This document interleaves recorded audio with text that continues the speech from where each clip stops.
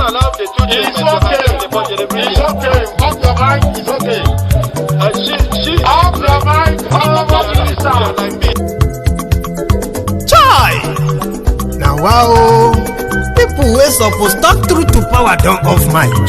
And if we talk, now 500,000 they go sama us, call them hate speech.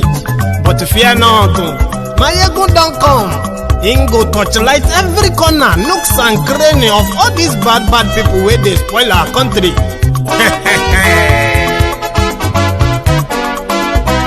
So my people make we laugh, oh, yo yo. Maiyegun don't come, oh, yo yo. My people make we shout, oh, yo yo. Maiyegun don't come, oh, yo yo. Maiyegun don't come, man of the masses, oh, yo yo. Maiyegun don't come, oh, yo yo. Maiyegun Diary Politico, yo yo. Maiyegun don't come, oh, yo yo. This one not the off in mind, oh, yo yo. Maiyegun don't come, oh, yo yo. And in the touchlight every corner, oh, yo yo. Maiyegun don't come, oh, yo yo. Okay, some people be they holla say they want the power. Chai, them be promise us say we go get light and power. Nah. Them hustle sote they can't get the power. But now they know they do anything with the power. Every day, dollar just they get the higher power over naira. Still them talk say make we off mind. But thank God say Maiyegun don't come. So my people make you ladder, oh, yo yo. Maiyegun don't come, oh, yo yo. My people make we shout, oh, yo yo. Maiyegun don't come, oh, yo yo. Maiyegun don't come, man of the masses, oh, yo yo. Maiyegun don't come, oh, yo yo. Maiyegun Diary Politico, oh, yo yo. Maiyegun don't come, oh, yo yo. This one not the off in mind, oh, yo yo.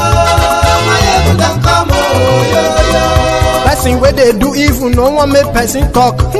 Them say that Maiyegun, that man too they talk. He too they talk. Say Maiyegun Diary, he they hot like pepper. But every day then they take money in bulk. Woman picking they the street they hawk. Still them talk say make we no talk. But thank God say Maiyegun don't come. So my people make you laugh, oh yo yo. Maiyegun don't come, oh yo yo. My people make you shout, oh yo yo. Maiyegun don't come, oh yo yo.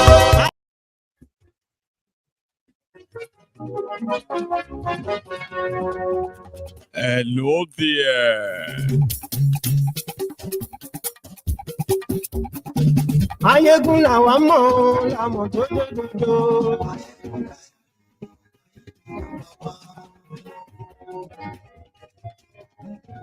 Maiyegun làwa mọ̀, làmọ̀ tó. Good morning to you.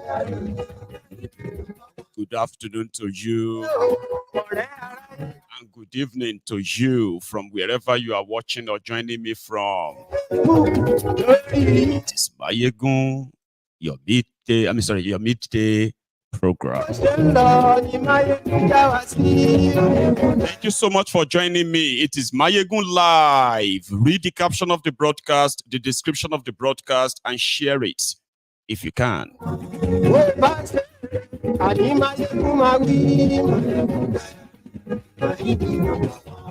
And of course, you know how we do it. The line is always opened, okay? And you can be part of this just at any minute. Remember that. Godfather is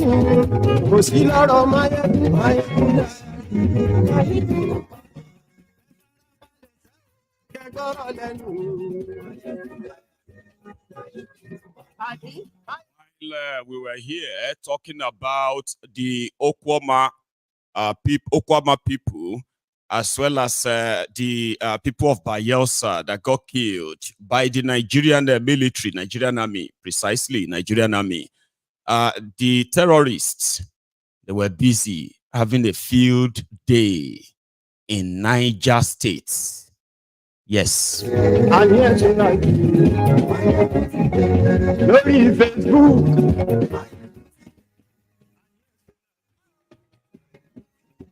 Lórí YouTube. I'm here tonight. Oh, Baba Kure. I'm here tonight. So, yet to be decided number of people killed, mostly traders, in the Madaka market in Lafi. Is it called Lafi or Rafi local government area of Niger State? The numbers of those killed are yet to be determined. But from the report, the terrorists attacked the market when it was at its peak. They attacked the market when the traders, as well as their customers, were busy. 3 p.m. in the afternoon. And so far, so good. People believe that over 100 people were slaughtered. But the Nigerian army, they are in Okwama.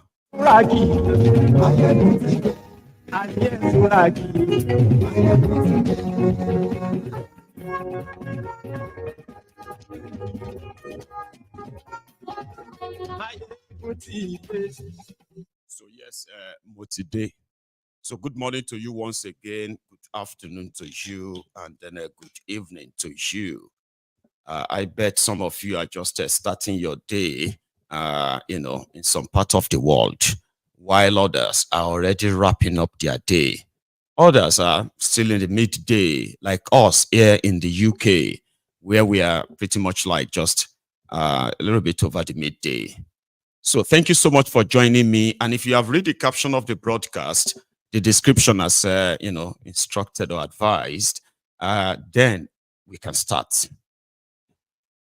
In the last 48 hours, the Nigerian army, they have been carrying out illegal extrajudicial killings, something we can call a systemic massacre.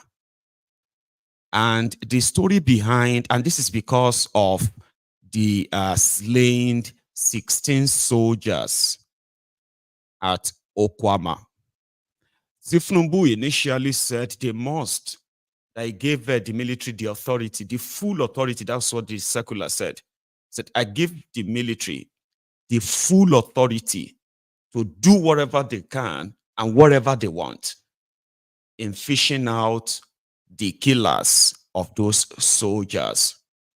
And in the process, the Nigerian army seemed to be more interested in a way of killing civilians than going after real criminals, the terrorists. So while they are they are trying to sort of press it on the rest of the country of the tragedy it is for Nigerian soldiers to be slaughtered by the Niger Delta youth, according to them, right? The rest of the country can possibly be unknown. Not that they were able to really keep anything safe in the first place, but it seems that the whole of their energy is now diverted, not looking for the killers of those soldiers, but probably silencing those who are the witnesses to what really happened. And as they are passing every community, they are leaving trail of blood. I have a video on MaiyegunsDiary Politico Facebook. If you go there right now, where the Nigerian soldiers, Nigerian military, attacked the community in Bayelsa. They attacked that community through their waters. At the jetty, they arrived with, they arrived in 7 gunboats and soldiers. And immediately they came down from that. They started shooting. The video is on MaiyegunsDiary Political Facebook. I can't really put it on there. Sure you get. But if you want to check, go on now and see. That is what Nigeria, if all of you have been wondering, what do you mean by Nigerian soldiers are just killing civilians? At least they are looking for terrorists. What do you want them to do? I want you to go and see that video. The Nigerian military arrived at a jetty, and they opened fire at everybody they met there. Everyone. And these guys came out, by the way, and said, unknown number of people have been killed. But let's see if I have the right one. Hang on. I'll bring that back to you in a moment, okay? So there are these guys from that same area, okay, who came out and said, the evidence is there anyway now. Right there in Niger State, where their governor came out. Listen to this. So, their governor said that Niger State is the biggest, or should we say, use largest concentration of Fulanis, especially the Fulani terrorists. And according to him, if the Nigerian government or Nigerian military should come after them after shooting down the military jet and slaughtering 38 Nigerian soldiers. I know some of you probably don't remember that anymore, but of course, a lot of us do remember. 38 soldiers, including Air Force men, were killed and slaughtered, and a military jet. Do you think they use their sonda, their staff, that stick they are working with, right? Are using on their cows? Is that what they use to shoot down a military jet? Yeah? So their governor came out and said he has appealed to Tifnumbu not to send the military to look for those who slaughtered 38 Nigerian soldiers just like that, because Niger State is very crucial and they will have to use negotiation in resolving this. And of course, there was no any action from the Nigerian military as it was pleaded. Now, the terrorists have a safe haven from Niger State. Of course, it's not only food that Niger State has to offer or export to the rest of Nigeria. They are also exporting terrorism and terrorists to the rest of Nigeria, but not without them suffering the casualty too. In the face of protecting terrorists, making them comfortable, they struck at a popular market in Rafi local government area, the popular market called the Madaka market.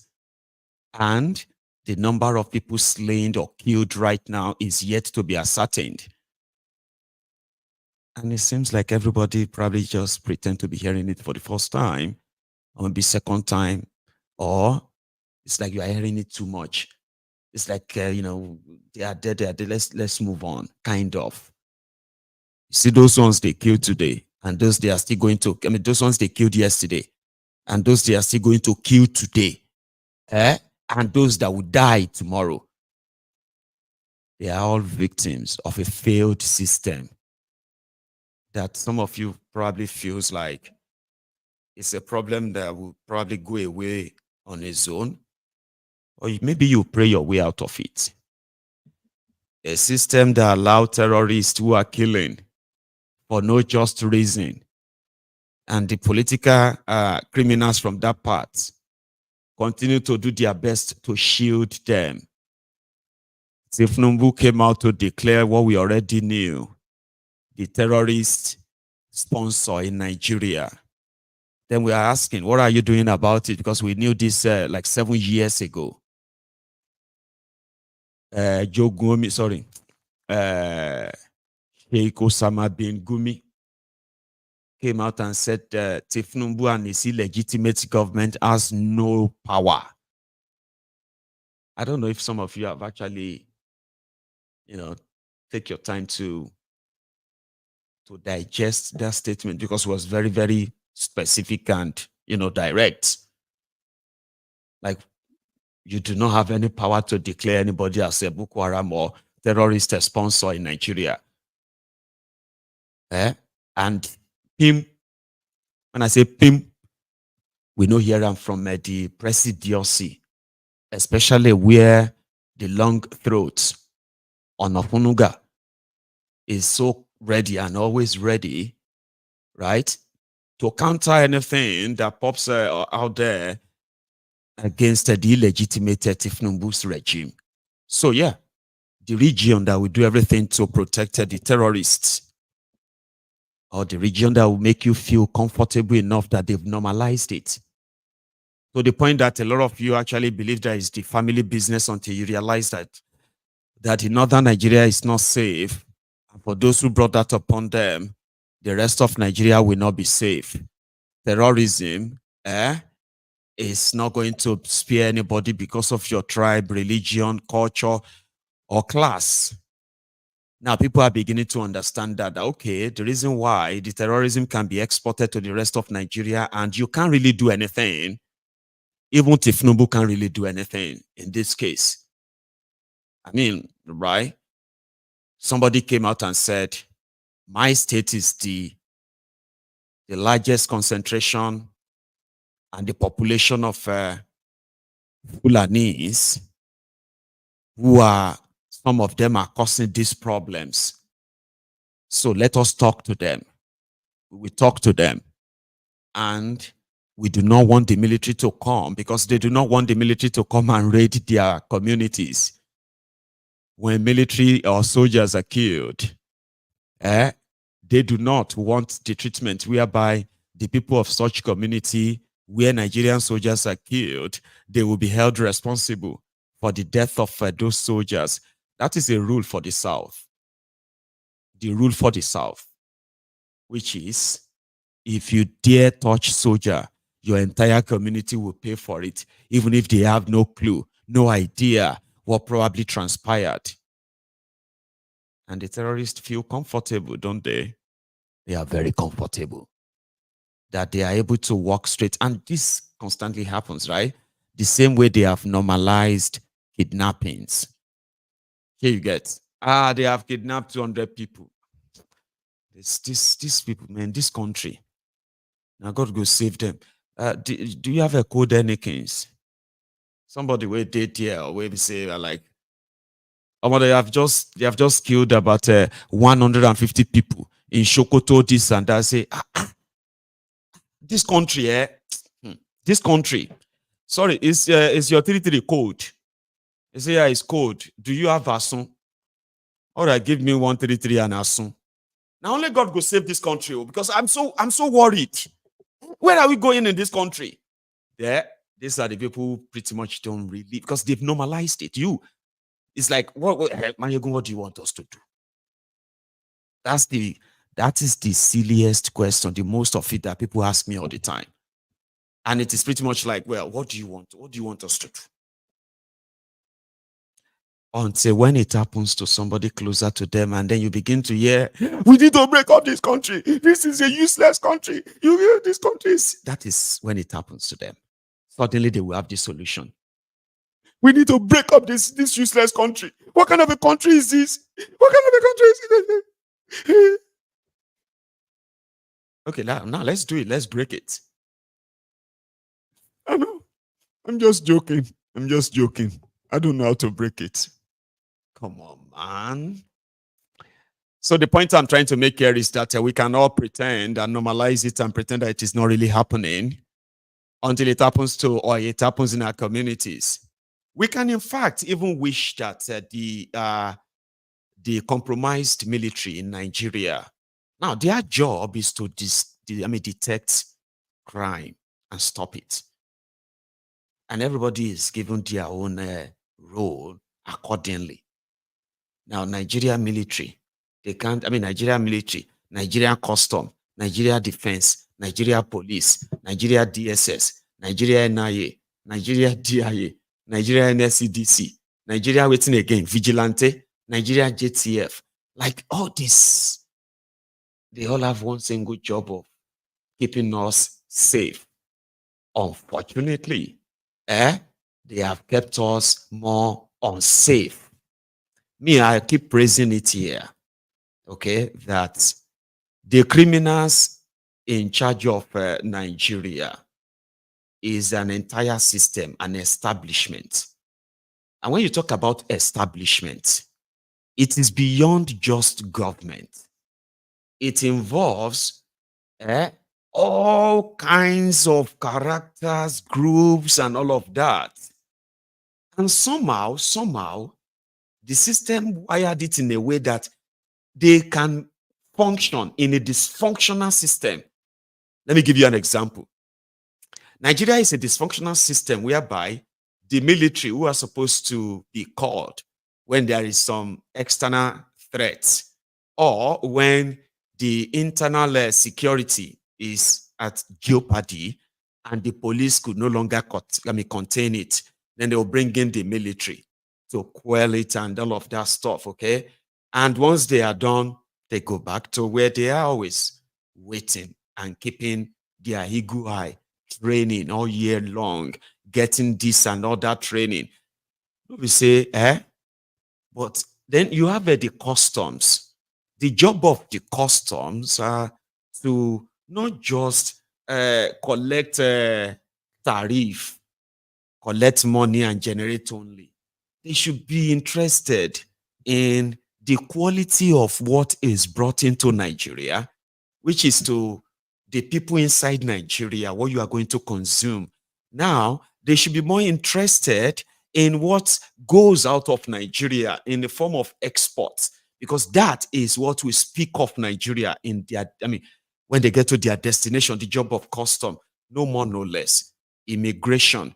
Be very, very active and ensure that while Nigerians are sleeping in their homes, terrorists and people who are in to harm them, either physically or economically. Immigration is to sieve through who comes in and who goes out. Sort of. Abi? Now, if all of them are doing their job, and the Navy, they were supposed to be on the sea. Whatever it is you call the national assets, when it comes to the sea, you have the custom, you have the immigration, and then you have the naval force who are there to ensure that what comes in, what goes out are all in the know of those in government. But you see, despite the fact that everybody is now doing their own, but you'll be wondering, how is Nigeria now working? Okay? Police know they talk. See, they have a system where, let's start from identifying the people they are governing.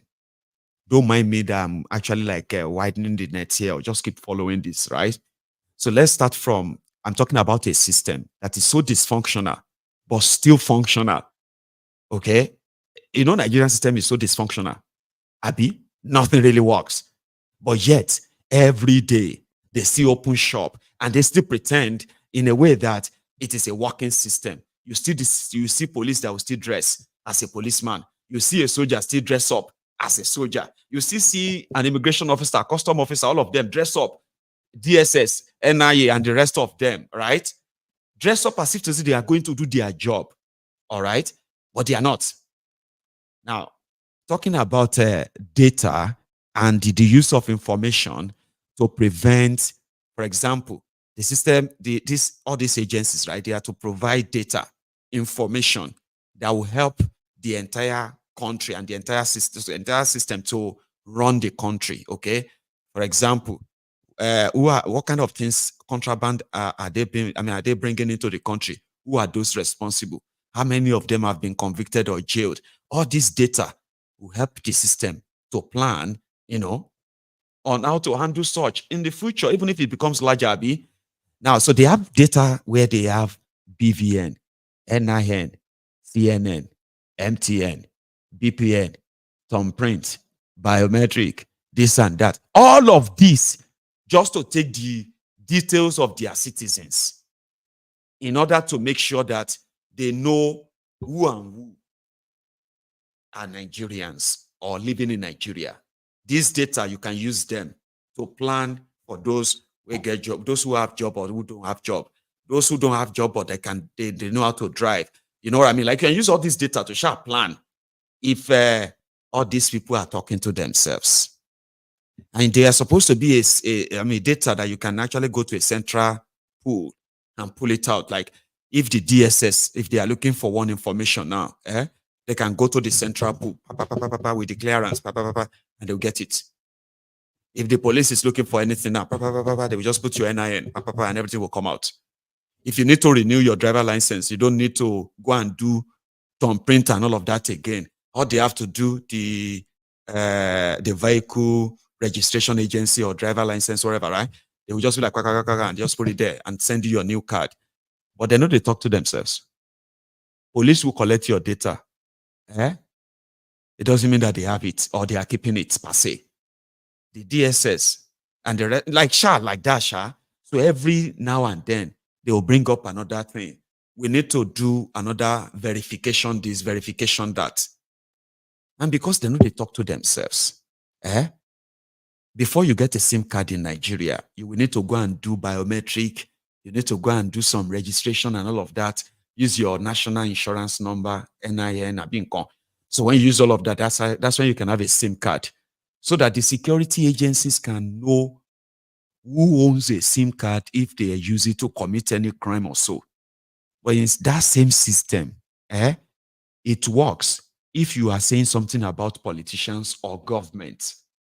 The system works. It can track you down. Even if you are using an anonymous account on social media, they will track you.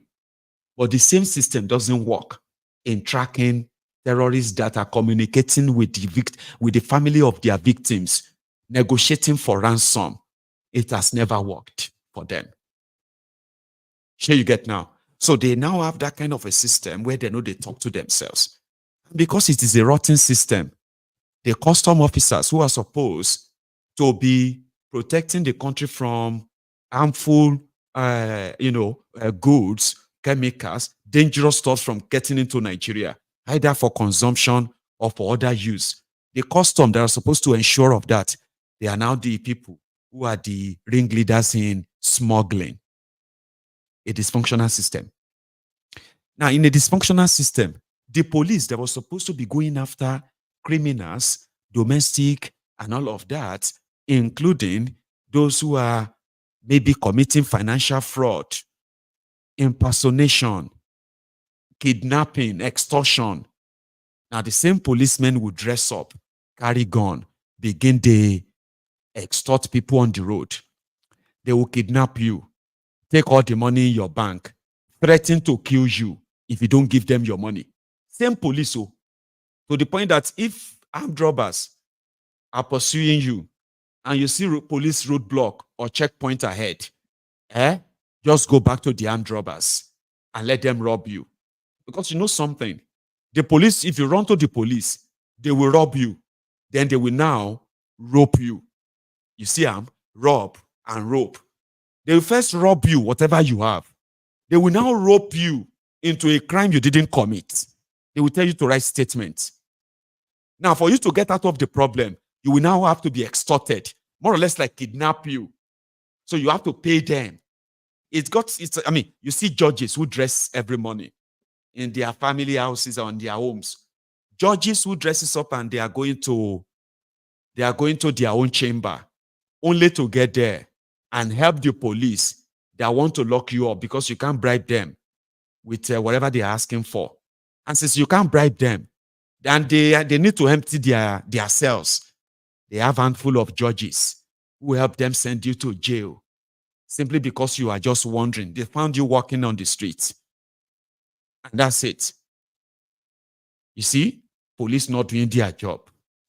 You see the Navy, who are supposed to be on Nigeria waters, diving in, diving out, doing different kind of training, underwater combat, underwater commando style. All those things where we see for film. Alayo. The Nigerian Navy, go, they do bunkering. The stealing of Nigeria crude oil, helping the thieves to move the crude oil out of Nigeria water. How person go bring one? You know what a vessels like ship. Do you know how massive ship can be? Ship be like your one-story building house. You know that your upstairs house. Make you come have the one where we say get like 50 rooms and parlors. 50 rooms. We come long like shopping mall. May somebody bring upstairs shopping mall to your water, and you have Navy. All the Navy where they buy weapons, where they show. Sometimes when you see their videos, you'll be like, almost see Nigerian Navy. They have this radar. They have this. They don't get airline carriers. Aircraft carriers. But they have this thing where they check. They check whether I don't know. Anyway, all these fancy ships. Fancy ships. They call it a warship. They have them. And somebody will bring a big shopping mall on top of your water.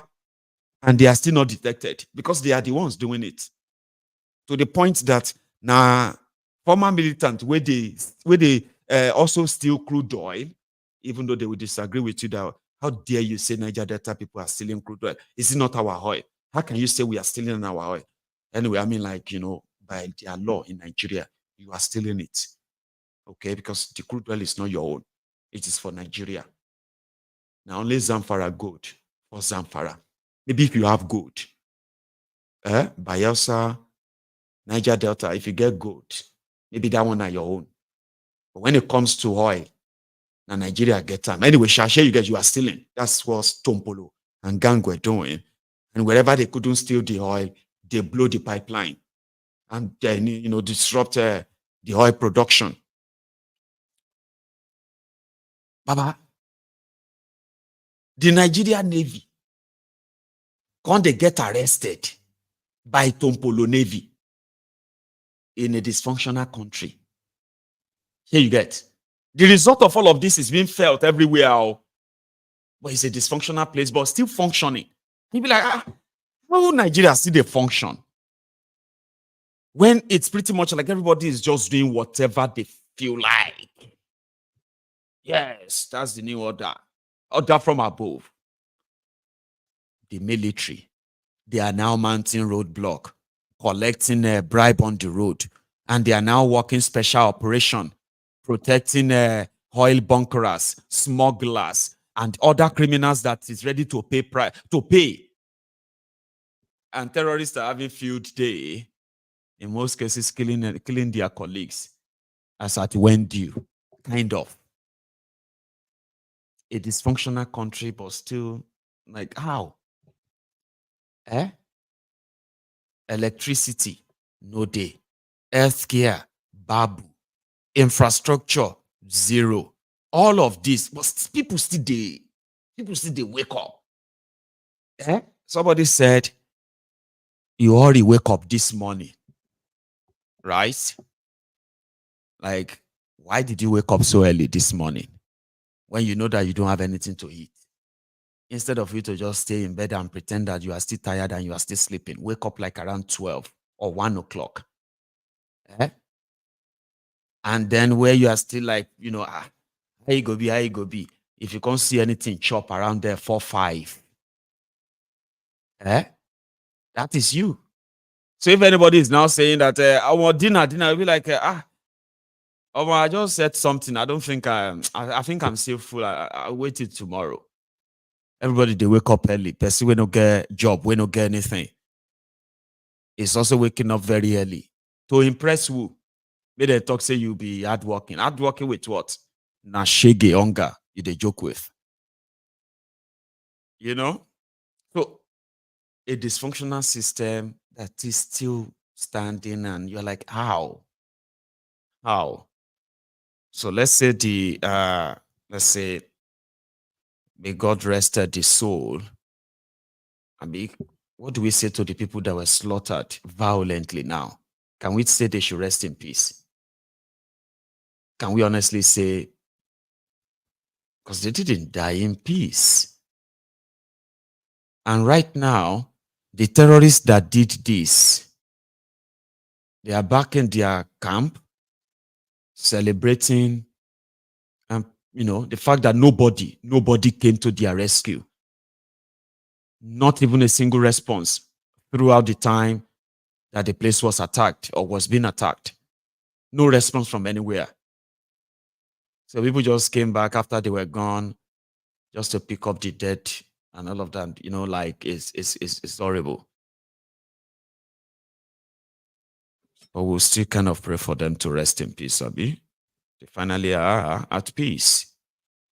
They will never have to worry about terrorism anymore. They will never have to worry about the economic jihad that has been unleashed on you for the past 8 years by APC. They won't have to anymore. And I think that's pretty much peaceful. And as for all of us who are still here, the rest of us who are left, just remember this. Those who were killed yesterday by those terrorists, those who were killed by the uniformed terrorists in Niger Delta. For the past 5 days now, they've been slaughtering people around that place. And it's justified. They said they will never stop until they found the killers of their colleagues. Their colleagues that they said were fighting Bonkri. Who are those behind Bonkri? And who are those who killed them? They said they won't stop. But remember this. Majority of those that were killed yesterday and day before, and those that are they've already been killed today, I want to say something to you that they survived all these years and possibly hoping that they will never be victim. But here they are. There they were. They are now the victim of a system that is killing us systematically, killing us slowly. Either they are doing it legitimately using the power of their guns, or doing it otherwise through the terrorists that could walk into a space and murder, massacre hundreds of people, and then walk away. No chase, no nothing. And somebody's going to turn around and say, we just need to talk to them because they are misguided. Our misguided brothers. In Nasarawa State, guys, yesterday, from what we gathered, they said in this national hunger season, the Nasarawa State government also decided to give food to some students in their states, and they summoned them to an auditorium or so, a space, to come and collect the rice, the food. And stampede started because of the surge, the crowd surge. So stampede started, and so far, their media said 2 students died, 7 students died. Others said 21 students died. Now they are mixing all the numbers together because nobody is really interested in the dead students. Because to them, we are just statistics. Look at what I just told you about what happened in Niger State right now, right? I gave you unspecified number. That's what the media said. Unspecified number of people have been killed. Unspecified numbers of traders have been killed. But these are human beings. The media is not really interested in their names. They won't be. No, they won't. Because they are just statistics. They are just number. We are just number. So these rogues. And I don't want to be a number. Take a look at what happened in Nasarawa and how unknown number of students met their death.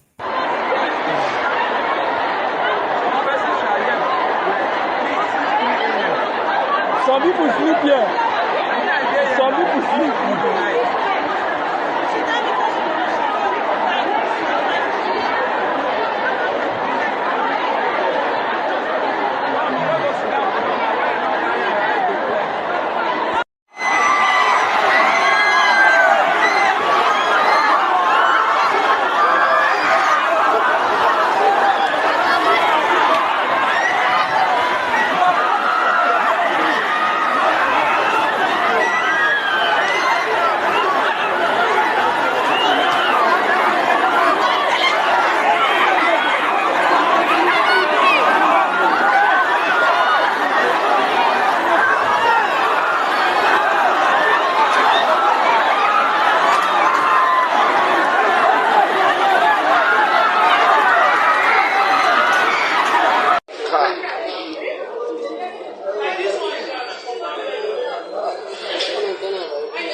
She don't die.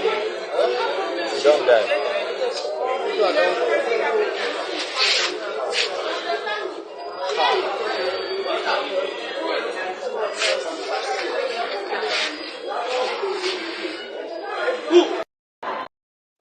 For food, though. I mean, like, I don't even know how to kind of really like put that. But I would be I will be lying if I say I probably couldn't really imagine the level of poverty or the fear of it that will make people subject themselves into that kind of situation and say, I'm going to a place where possibly thousands of people are also coming for the same thing. And there is possibility that those who brought all this food, they have brought something. I mean, they have not really probably brought enough. So why should I go there and risk it and get trampled or whatever, pushed down and trampled upon like that? Like, I don't know, maybe because I sort of always think so much before I do things sometimes. Because I always feel like once I do it and whatever happens, right, the consequences is mine. And yeah, the consequences are mine. And I would rather not blame anybody when I do something. So I would rather make sure that I consider what the consequences will be before I kind of make such move. But seriously, students died because they wanted to go and fight for 5 kg bag of rice or 10 kg bag of rice because they are not actually giving them the biggest bag, the 50 kg per se. So what should we say to them too? Nigeria happened to them. Yeah, they were alive yesterday morning. They were alive 2 days ago.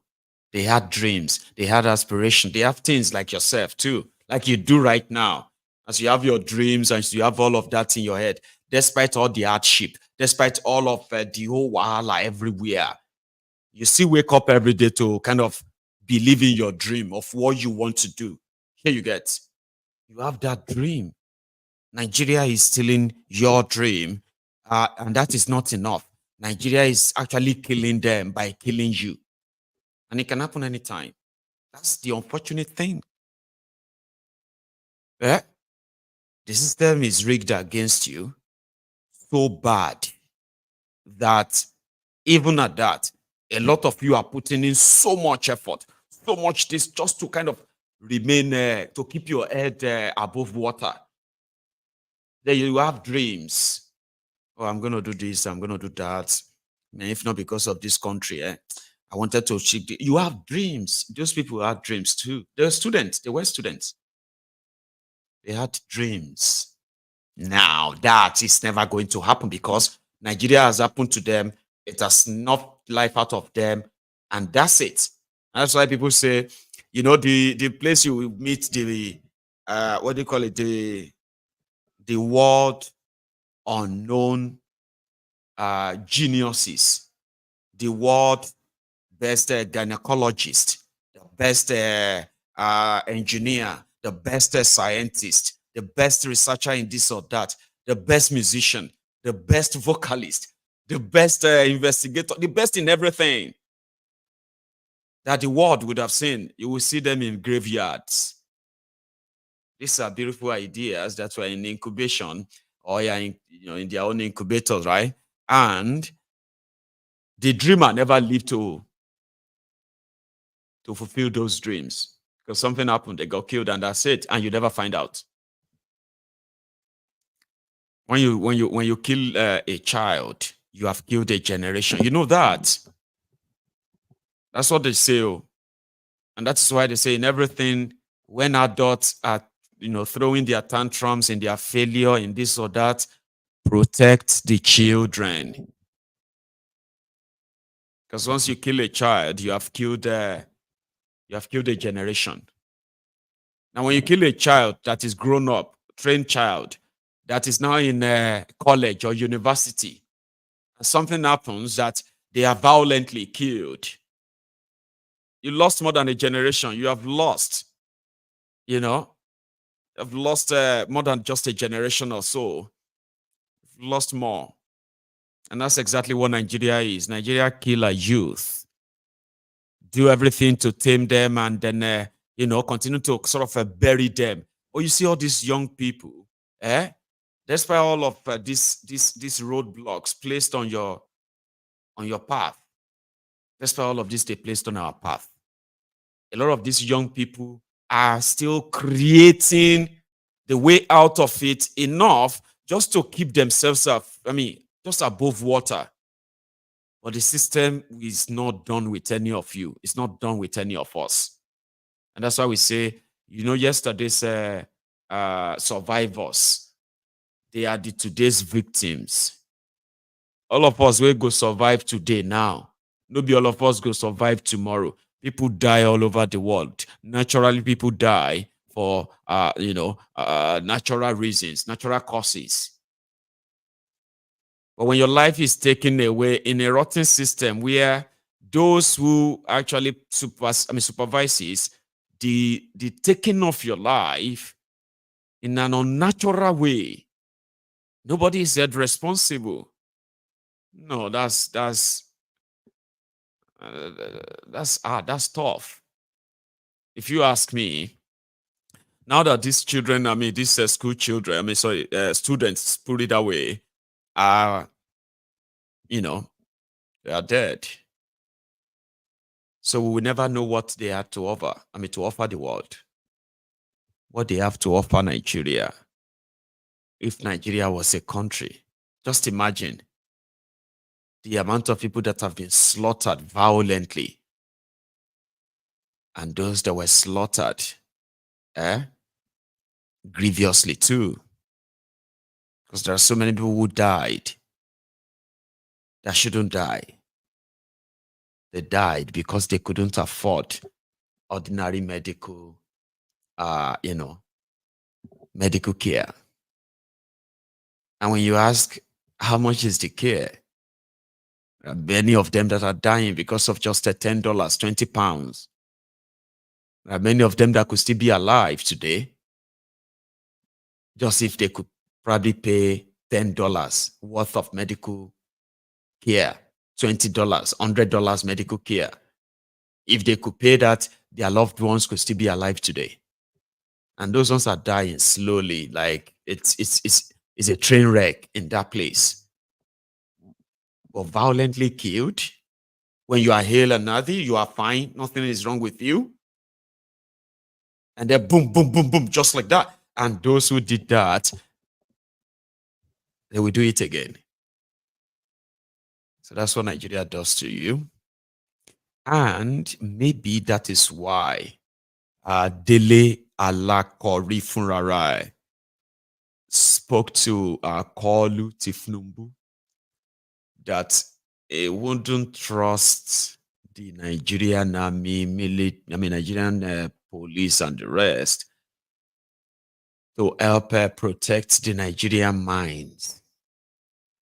So now they have now launched what they call the mine marshals. You saw that image yesterday, right? Right. So Dele Alakori has been given the authority. In fact, he's been granted that to put together an army that will be loyal to him. Okay. And as much as he is loyal to Tifnumbu, so these guys, they were drawn from the NSCDC a few places, and their job is to be on hand. 2,200 of them. They were to be on hand to provide security for mine sites. So what that means is that the Ministry of Mineral Resources in Nigeria now have their own army, and they are armed. Okay? And they will be called Mines Marshal. Yes. For those who are smart enough, for those who know the Idon and his army of thieves, it simply means whatever happens in the exploration and exploitation of our mineral resources will remain in the diary. of Dele Alakori and Tifnumbu, because now they have their own army that reports directly to them. Yes. You might think it is a good thing. It is not. You know how Nigeria police and Nigerian army are mostly, and DSS are working as private security for your elite in Nigeria. Those ones who they carry handbag for the wives of politicians, or the ones that will come down from the bulletproof vehicle of your pastors, wearing black and covering their heads and all of that. These were supposed to be the Nigerian security agents. They were supposed to be working and protecting you. You are not even supposed to see them. But they have left that job for protecting the VIPs. There are some of them who protect the expatriates, Chinese, Americans, Britons, Russian. No, I don't know if Russians are there. Maybe. You shall know what I'm saying, right? This is also a private army for everybody that receives the stamp authority of Tifnumbu to come to your community and begin the drill, whatever mineral they found there. And do you know something? In all of this, the effort is just to make sure that you are not going to say, when they invade your community, because you are resisting them from coming to take over your land and drill those resources from the federal government and this 2,200 army. You won't blame soldiers. You won't blame police. You probably will have to blame unknown gunmen. These are your future unknown gunmen. These guys are to provide private security for those who are coming to mine the resources in Nigeria, with the pretense that it is to help Nigeria to make more money from natural mineral resources. Here you get like government, they are the government. Nigeria's promised state police. APC, Egbekegbe promised state police. Tifnumbu started talking about state police weeks ago. Now they are not really talking about that. Tifnumbu and Alakori did not say they were going to start what should have been forest rangers. Nigeria already have forest rangers, but they just doesn't really function. So they quickly put together their own army. The trusted ones, the ones they can trust, that can work covert operations. And these covert operations are going to take place in the communities where resources are.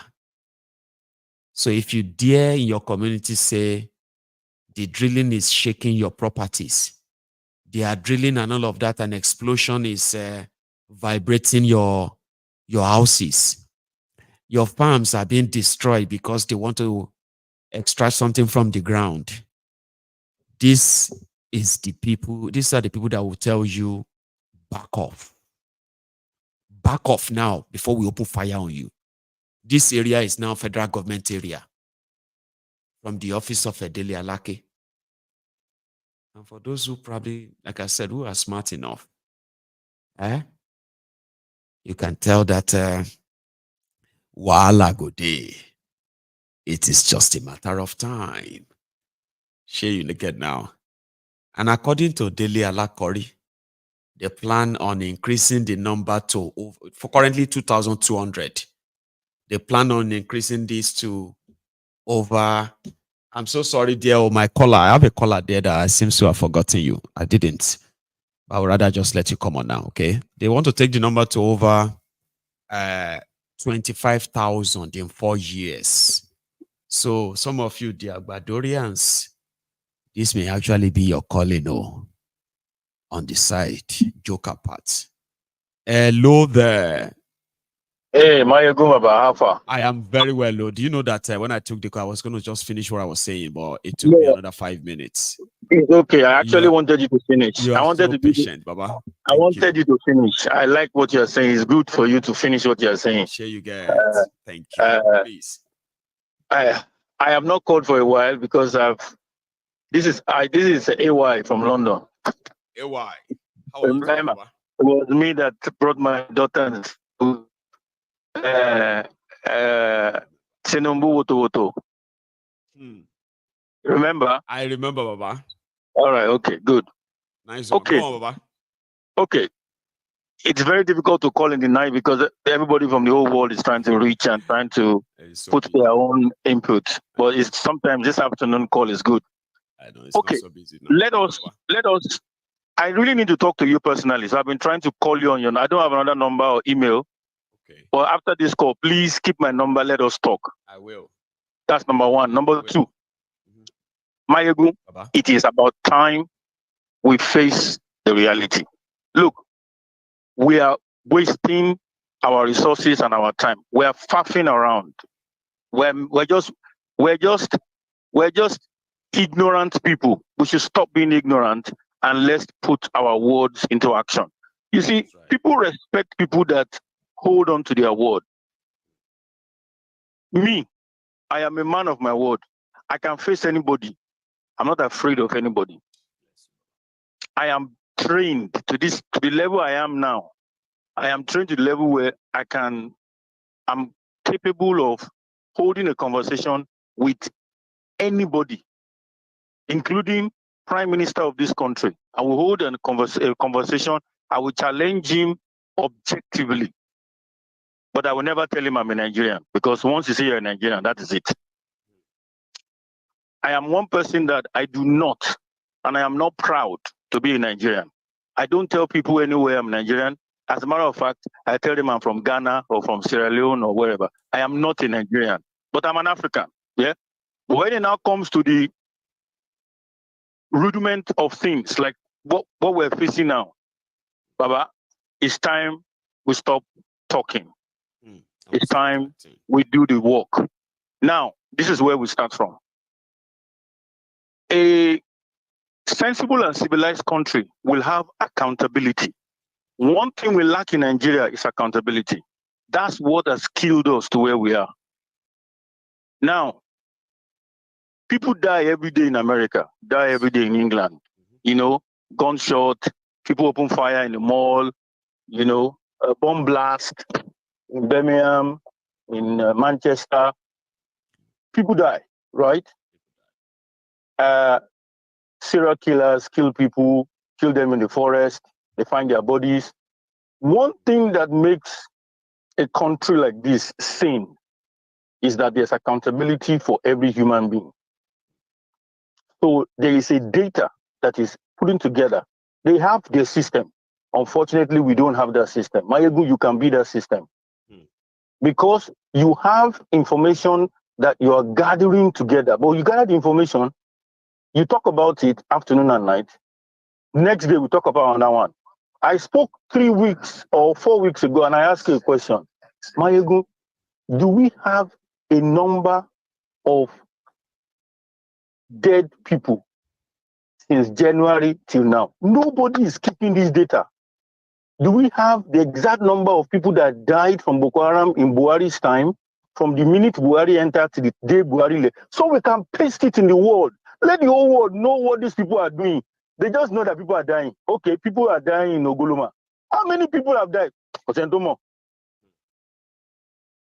If we don't have their pictures, all those people talking about them, all those small people go on media, we can send them email. Do you have pictures of your brothers that died? Send us pictures. We will post it. Let the whole world see. Let United Nations see. Let everybody see this thing. Wherever these idiots go to, they come to UK, go to America for conference. Nigerians will come out there and open placard. These are the people you have killed. Name and shame. All this to go down and say and waste time around. More people will die. Don't look now. Another thing. We keep lying to ourselves, and we're 250 million people. I like what one of your callers said yesterday. One guy, I like that guy from America. He said The last census they did was I think 1993, and then the second one they did was a Charade. I know the 1993 one. My brother was part. My late senior brother was part of it. Right. So I know that was the last census they did. Till now, Google census on Jeroni Google. Are we actually manipulation? Censor itself is being done because of sharing formula. It's not for development. The census itself, money. The census itself is a fraud. I know because I used to work in NPC in Sulere. The census is a fraud itself. So the number of Nigerians cannot remain 250 million with all this number of people that have died. Why are we lying to ourselves? The number of people that have died in this March Tower in the whole of Nigeria is not equal to the number of children that have been born. So therefore, that population should be depleting. Why is it not depleting? And anytime they're talking about population of Nigeria, they say 250 million. We are not bloody 250 million. They counted goats and sheep and camel when they were doing their counting. So that now you know what they do in the north. Most times when they do their own counting, they will say, how many wives do you have? And because they don't allow, so in some places they won't allow you to come and count their wives. You can't see their wives. Okay, so they will say, okay, I have 4 wives. So how many children? The one person can come out and say he's got 16 children. So in most cases, right, they just assume then afterward and say, well, you know what, 16 and all of that. That means in this whole house, all of you are 100 of you. Yes, estimated counting. Estimated stuff. And then we now say we're counting. In this country to prove that individually were counted. Baba, in this country, because the above it all is the sharing. The more people you claim to have, the more money they will give to you. In this country, there cannot be 2 AY in London that lives in London. There's only one. Only one AY. Only one Maiyegun is in this UK. That's right. It's impossible. Niger, 50 Maiyegun there in Niger. If they count 1,500 of Maiyegun. So look, we are. I always tell people. It is so even ridiculous, AY, right? That if you take a look at their voters register, that's where you see all the shame. That's why you will never see the register of the NPC, right? But take a look at their voters registers and all the bogus names and the the sex, the age, and all of that they cooked up there alone. That will tell you everything else you need to know. African Wahala. Yeah. Me and Africa, we need to talk, right? Look, I just read what he has put up. We need to start shaming these people. We need to start letting the whole world know National Population Commission is fraud. They are thieves. Look, they say they are doing solar street lights in Ekiti. They want to do 100 solar street lights for 250 million. Let us publicize this thing. Let the whole world see that that's what I do. I put them out, maybe because I make all these things look so easy now. You see, if you look at some of these videos, right, that we actually come here to talk about, like you said, that we talk about. What we talk about here is to also show people. If you see some of these videos on this platform that have shown document to, all this evidence out there, people are coming around, but it seems like it is slow. This thing that the army did in Delta and Bayelsa is simple. One word: genocide. The army should go. They should go to jail. The general should go to jail. Look, they were saying, one of the generals was saying he knows who did the killing, but then you went to kill innocent people, and you still continue to kill the innocent people. By the way, but you say you know who did it. You are still telling us that you are looking. You are still that you are paying for. You are killing the people because of they kill their soldier. But you said you know the person. You see, because there's no international media blowing this thing out. That's why channels cannot talk. AIT, all of them cannot talk. We need to let the world know that there's genocide going on in Nigeria. Yes. This is enough. We need the whole world need to know. We need to blow it. There are many forms of how we can blow this in on social media. And I talked to you again about cyber attack. We have that now. I told you. The cyber attack I talked about was what happened with Airtel in Nigeria. That they said they want to attack, they want to blow up a pipeline. Baba, na cyber attack. The cyber attack happened to UK just last week as well. Many organizations got attacked in the UK.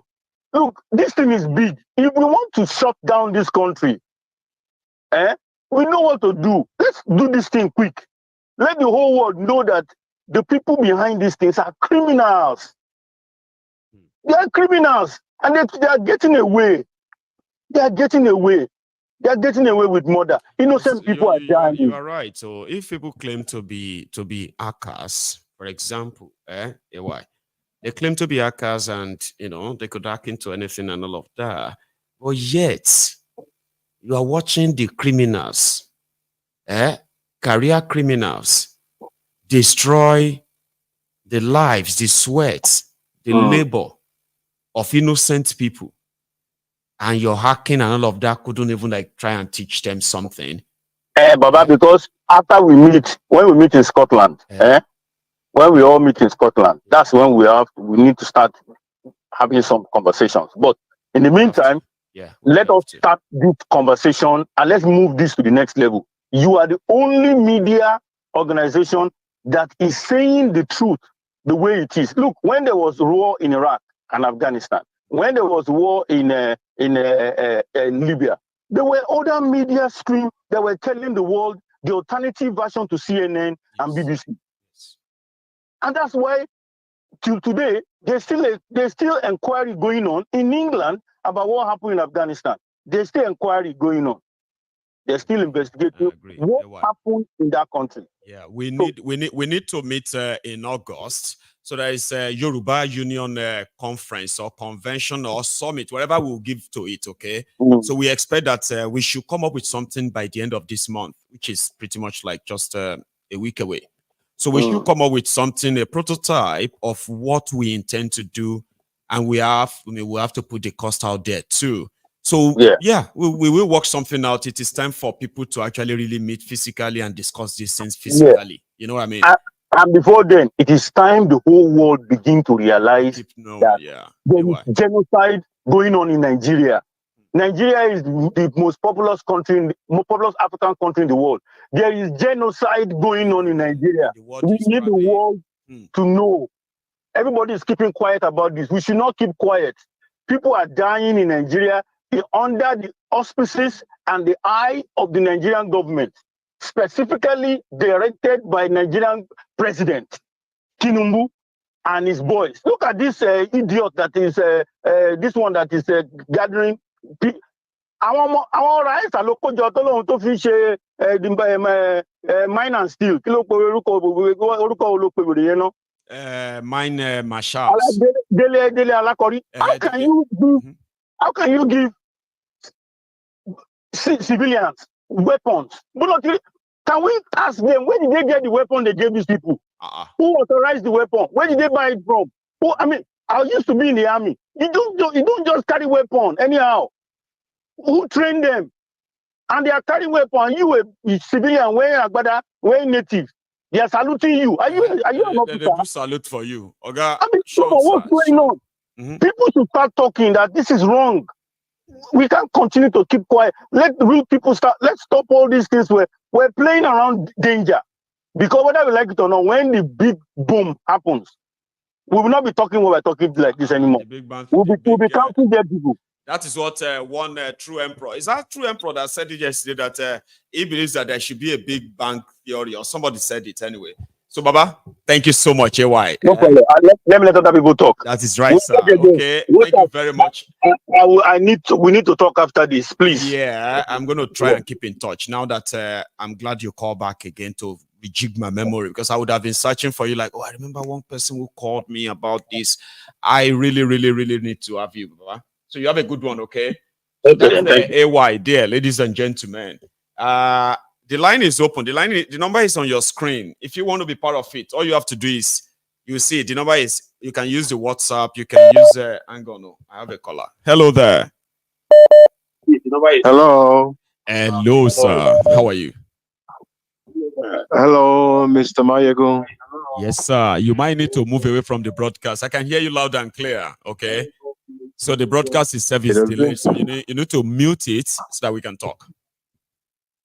Let me say this to you, Mr. Maiyegun. I'm good. You've not heard from me before.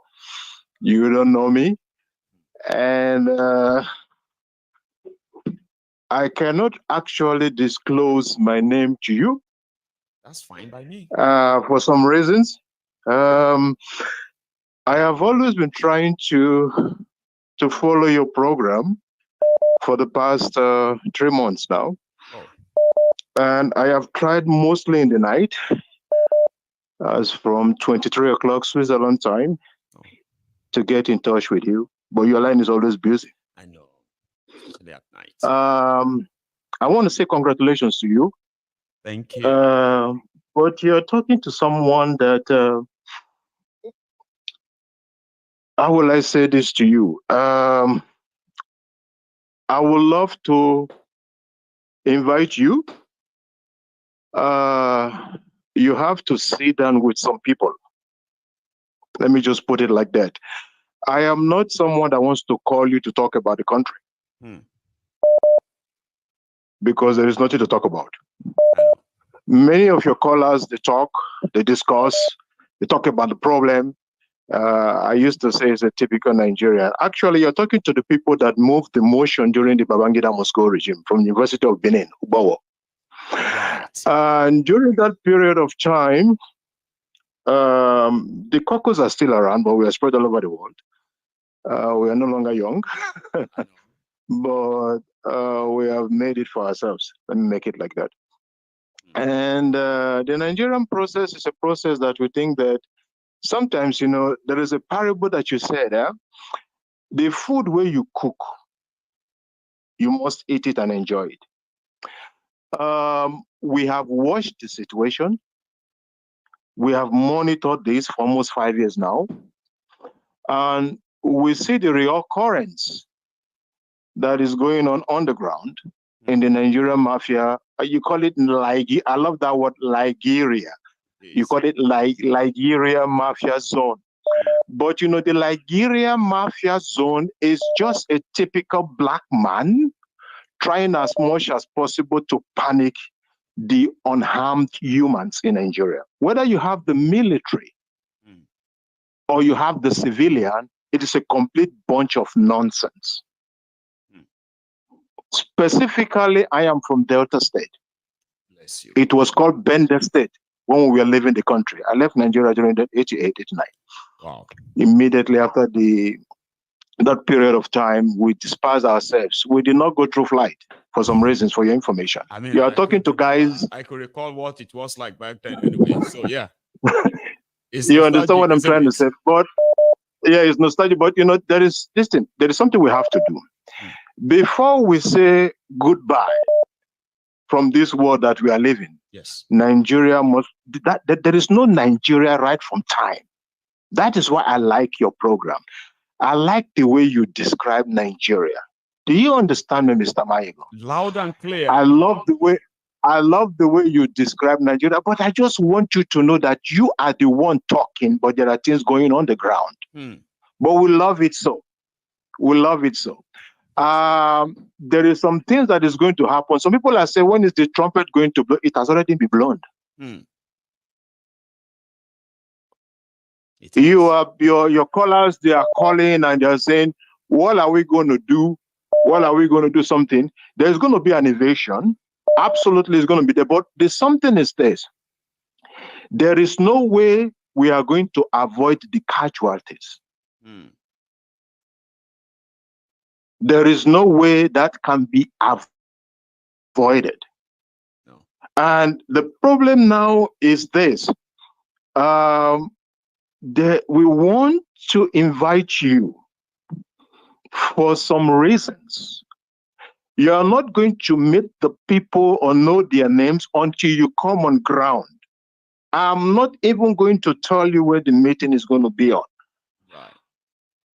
But there is a 3 platform. There is Hungary, Budapest. There is Finland and Helsinki. There is Basel, Switzerland. And there is a major place in Germany I'm not going to disclose to you. Right. Because what is going on in Nigeria, we all know it is a fraud. You and I know this. It is a fraud. Absolutely. Nigerians have been brought up to that extent that they cannot be able to defend themselves. Don't use, I'm a psychiatrist.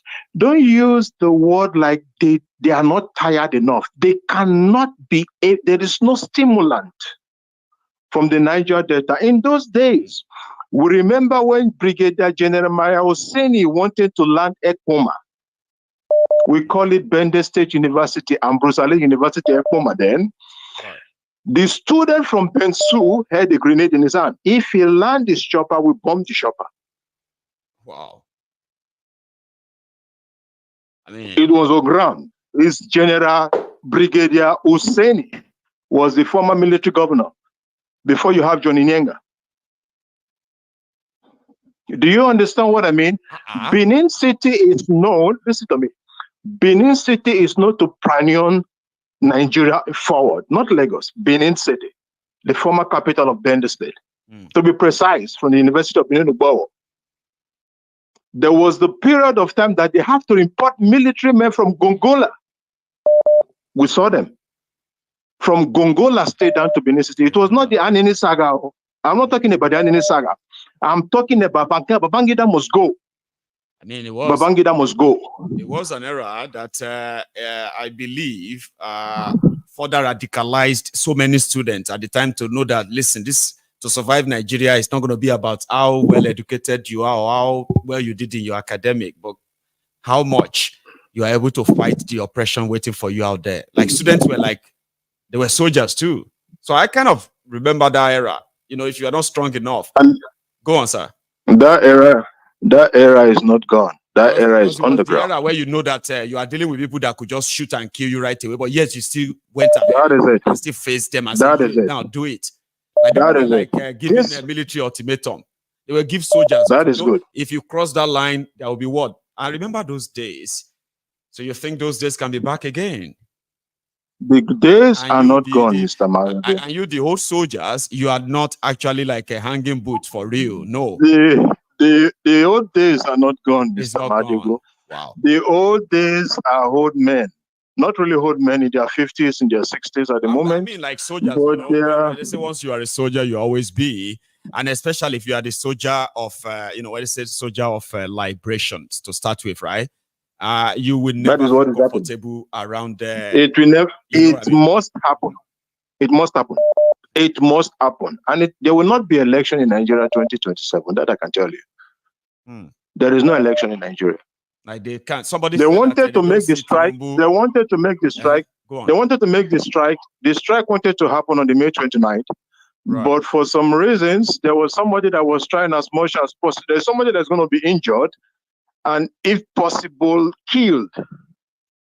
According to our investigation, and that will have been Peter Obi. And that was the reason why there was a moment of you never knew what happened in the Nigerian election. You don't have the clear pictures. I know. You never knew what happened there. There are some things that was about. There are some things that was on ground. But let's just make this call a little bit short to give other people to talk. Let them talk. You don't really have to really go too deeper. Let them talk. Something on here. Let them talk. I could easily make you even like, you know, release some certain things that you probably would not want to, because our conversation can become so hearty that it would just feel like it's just you and I talking, not live. Absolutely. You know what I mean? Like, absolutely. I understand you. I understand you. But what we want from you as well. So what we want from you is for you to come around. You will be sponsored, but you have to be invited. You will become around. We are looking forward. I already spread your, not even me, many of them have you. They already have yours. We appreciate your stuff. We love David Hunde. He did a good job. We love you. You are doing a good job. You are speaking enthusiastic people. But let me say one thing to the diasporas. Please. Being in diaspora, you are not only there just to say you want to go to school like I did, or study there like I did, or maybe you want to make money. You know, it's not only about that. There is no amount of time you can say you leave Africa. You can take somebody from Africa, but you can never take Africa from that person. Not really. It is not possible. No. It is not possible. So when we guys are out, when we guys are out of that country, sometimes we talk, it's good. It's beautiful to express your feelings. That's why I love your program. They express their feelings. But mind you, you have a duty, just like me. You have a duty to that country. It is not Nigeria I'm speaking about, to where you come from. That's right. Whether you are from Ogun State, whether you are from Imo State, whether you are from Gongola, whether you are from Kano State, Sokoto State, Benue State, wherever you are all over the world, from Lagos, you have a duty to that state and the community where you came from, because they were the one that gave you that life. You breathed the air. The first breath. I went to free education under Brusali. I went there. I profited from Nigeria, my education. I am no longer a citizen there, but I profited from there. And that is the reason why I am investing a lot in this deal, in this deal. And we want to make it work. It is not talking. It's going to work. There's going to be an explosion, and it's not going to be guaranteed by the casualties, but there's going to be a liberation. Just like you said, every individual will come to the table at the end. How long it's going to take, we don't know. But there is going to be a process where every individual will come to. These guys, they are going to run, but they cannot run anywhere because we already know where they are running to. We already know where they are running to. Tinubu wanted to be attacked in France before the election. For your information, we wanted to. There was a guy that was ready to shoot him. Wow. For your information, there was a guy that was ready to shoot him. During the NSAS, we targeted them in Europe. We only dealt with your Senate speaker in Germany. We allowed him to go during the New Year festival. We dealt with him and we allowed him to go during the New Year festival. That was his luck. They wanted to lynch him up. Listen, Europe is not the undercover for you. Europe is not the undercover for you. That's what I'm telling you, it's not. Thank you so much. And it will never be an undercover for any of the Nigerian politicians. And Maiyegun, I'm going to save your number. We have to do our best to make sure that they cannot ruin Nigeria and then look for peace in Europe. There is no Nigeria. There is no Nigeria. There is no Nigeria. Nigeria doesn't exist. No. It's a community of people coming together. It doesn't exist. It has expired a long time ago. It has expired during the military regime. It has expired. We should stop talking about it. It is gone. There is no Nigeria. I'm telling you the truth. Thank you so much. Because the mind is made up. It has been said. Like I said, I'm going to call you with the Switzerland number. We will talk. Please, maybe after your call, I will call you, and the name will be kept private. No, thank you very much. I mean, enough said in that regard. You know what I mean. So we'll keep the rest in camera.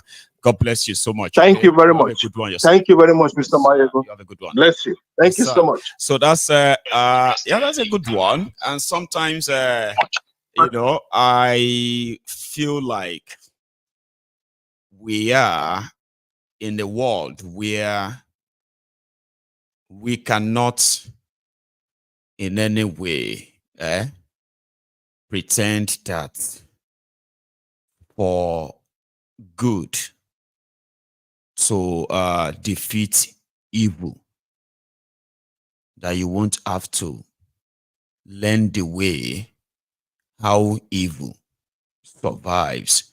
Now, once you do, now evil can cancel evil, can't it? For good to thrive. So everybody will have to use whatever they have when the time is due, and it is. Hello there. Hello, Michael. Oh, hello, ma'am. Is that Charm? Yes, it's Charm. How are you this morning? Because, I mean, 2 days ago, I knew how it was, and your voice seems still like croaky or so. Yes, it's still, but I'm on the mend, though. I feel a lot better than it was 2 days ago. I'm fine. I'm fine. Please, Michael, regarding the last caller, I beg you. I've been reading the comments. People are like, Maiyegun, don't go, please, so don't. And all that. I know people People worry. Sorry. If you're going to go, we'll come and join you. Or they can do. We'll just go like a delegation. We'll go like a delegate, or we will. They should do Zoom. There's no problem. They can hide all their faces and stuff like that, right? Unless, of course, because a lot of people are very, like all of these interfaces that we use can be recorded, including Zoom and all of those things. So I can understand why they want you on ground because, obviously they don't, like I said, all of these interfaces can be recorded, They can be and things like that. And as well, and outside of even being compromised, those fine T's and C's that we never read, but we just sign, right? It's actually honorable could give for access them for some group of people to sort of consider me as somebody who is this or that, right? It's quite honorable. No, let me tell you. I'm not going anywhere. I have to say something to you, right? Because the work that you do is very essential, and you're doing really, really well. Like the previous caller before, the one who just called, a lot of people don't really go to detail regarding the things that have happened. But on your platform is where we get even developing stories, because you have developing, like the Okwama crisis and everything. That was a developing story. Now the more information, things are coming out. So it even starts to give your audience even if it's not a clear picture, but an idea of the things that are going on, of who the players are. You have initially the players were only Okoma community and Okolobia community and the soldiers.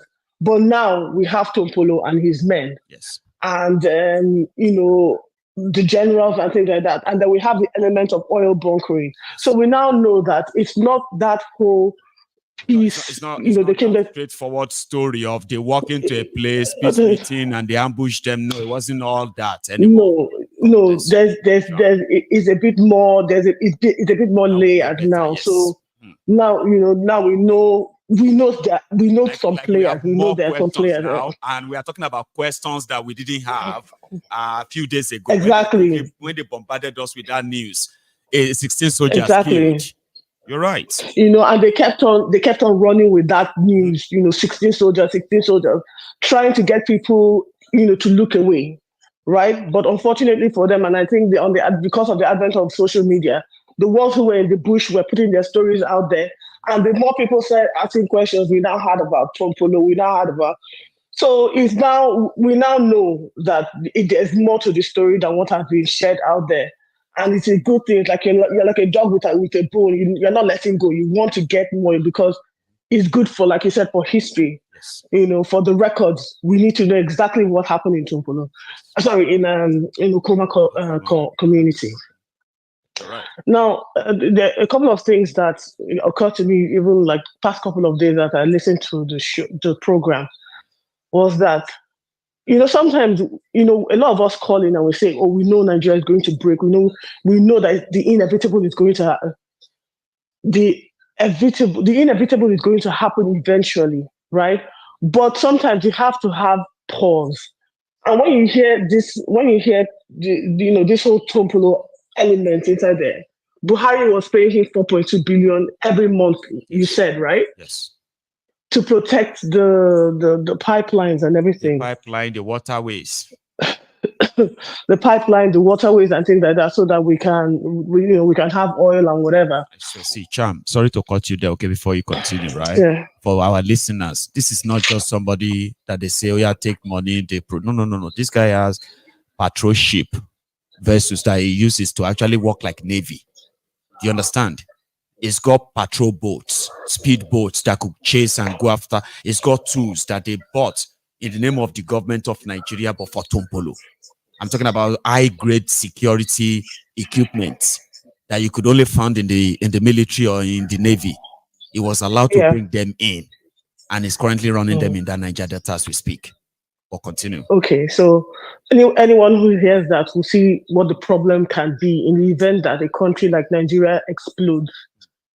it will be easy for the likes of Tompolo to annex that whole region and kill mercilessly whoever he will kill. Yeah. Because going forward, whoever will need to negotiate regarding the resources in the Niger Delta, they'll have to go through him. Yes, now.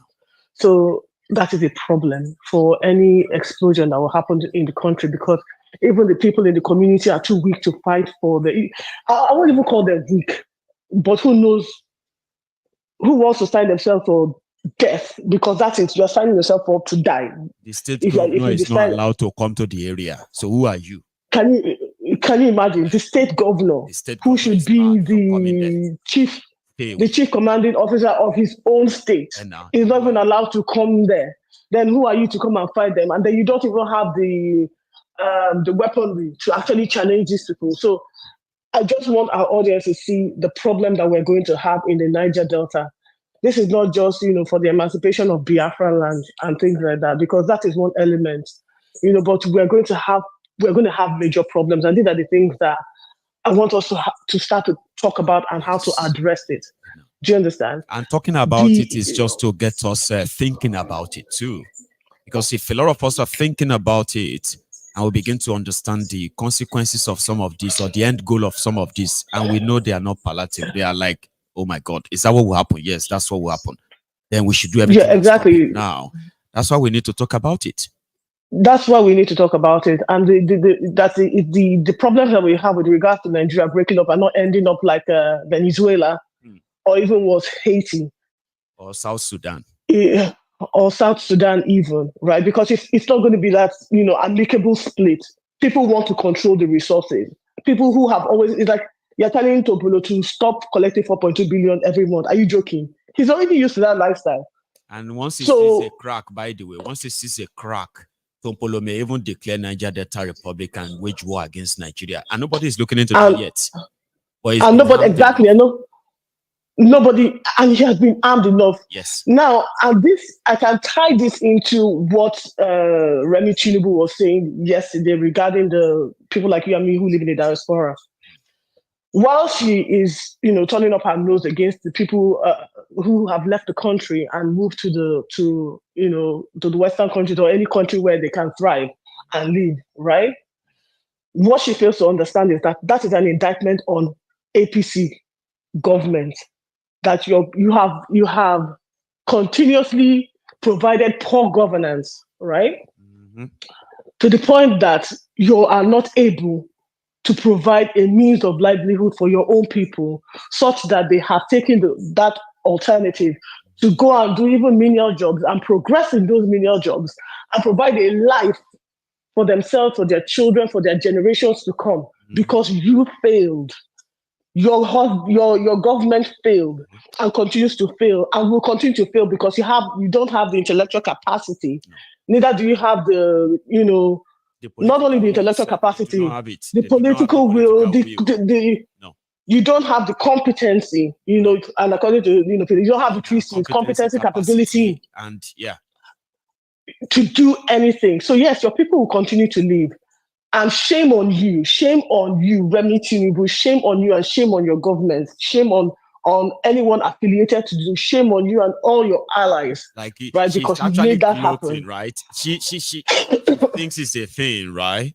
We're saying something on that last night. I bet you are watching too, right? So it was when we said Nigerians are so outrageous people, by the way, okay?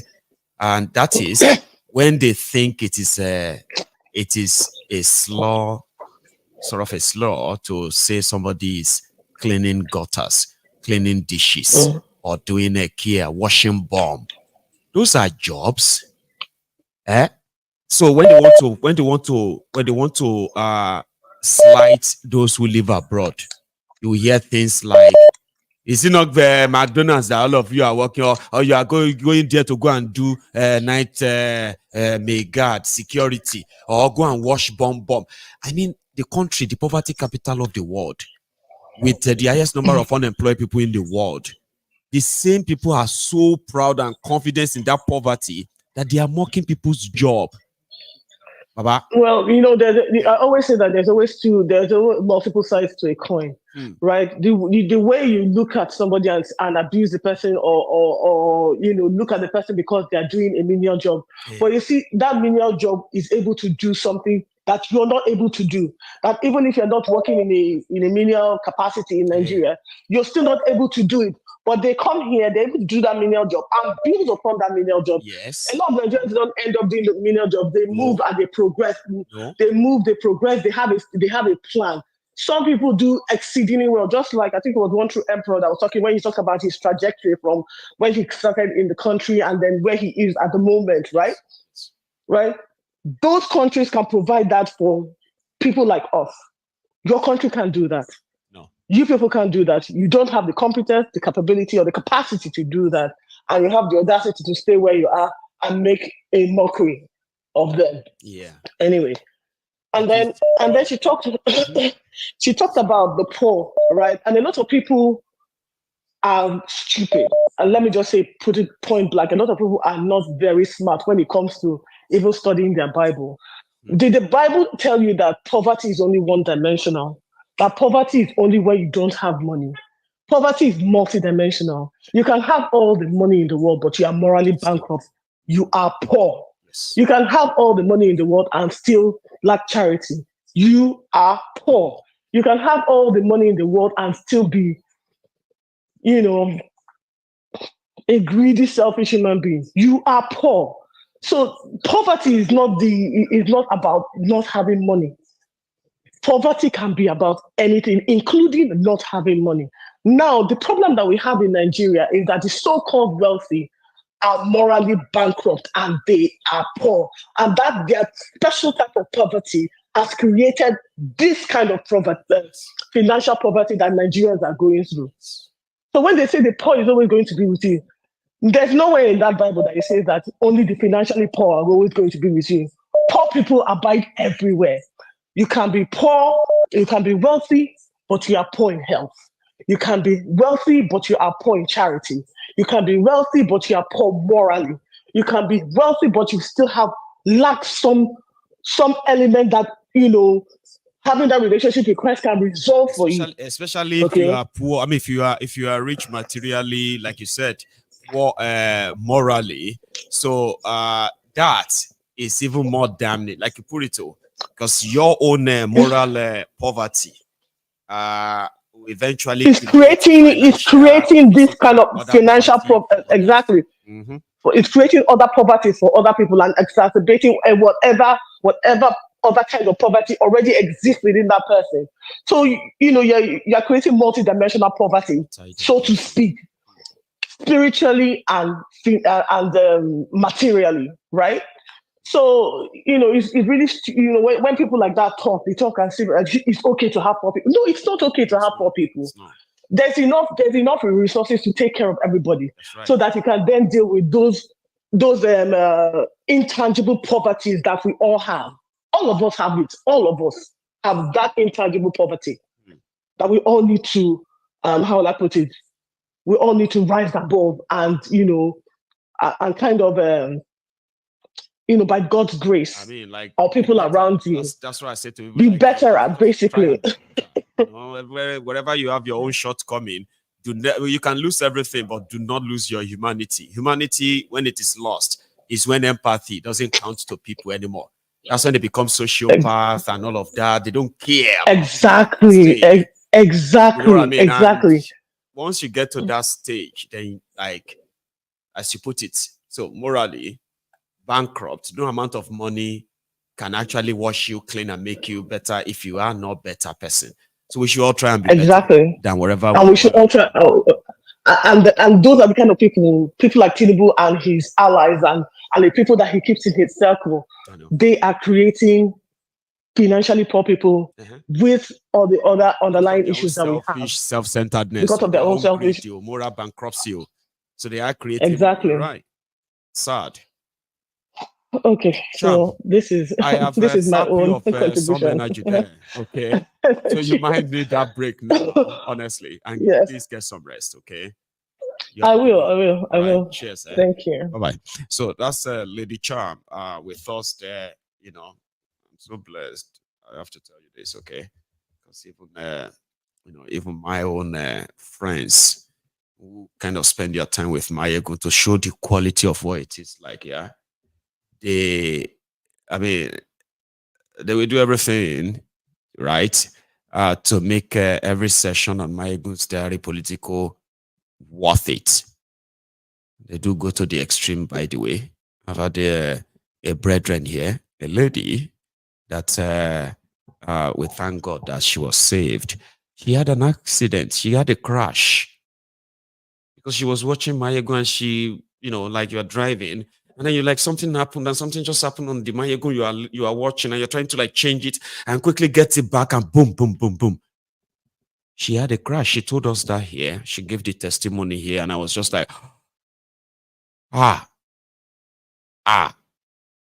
So that's how much people actually really, really fancy and love being around here, okay? I cannot. They've told me, they said, Maiyegun, sometimes word of mouth can really describe it. And they pray for me. Maiyegun, may you never find out how much you are loved. You know what that means, right? It simply means that when I fuck up, right, everybody will now begin to be like, oh, you disappointed me, honest. I'll be like, so you love me that much? Oh, I didn't know.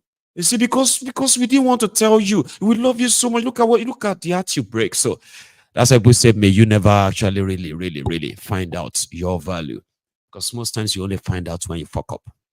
I'm a bit lucky because people do tell me how valuable I am to my face. Not waiting till I fuck up. Here is a caller. Hello there. Hello, Maiyegun, my son. How are you? The Senator Agbede. How are you? Good morning. Good morning, sir. Good morning. After 8 here. Sir? After 8 here. After 8:17 here. Wow. 8:17 a.m. here. How are you? Good morning. Dr. Senator Agbede.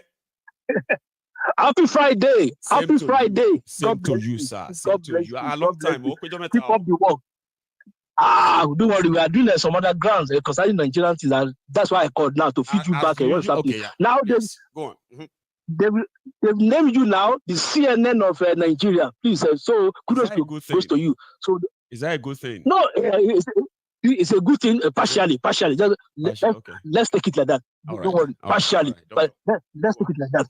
So Maiyegun, my son, is not a CNN of Nigeria, which is a good. Okay, now let me ask you some questions. Yes, sir. How many more days left that the terrorists that abducted the children, the 207 children, how many more days left that they gave Tinubu? Please, that's my first question. They did not really give much. They gave a week, and they said they will start killing the children.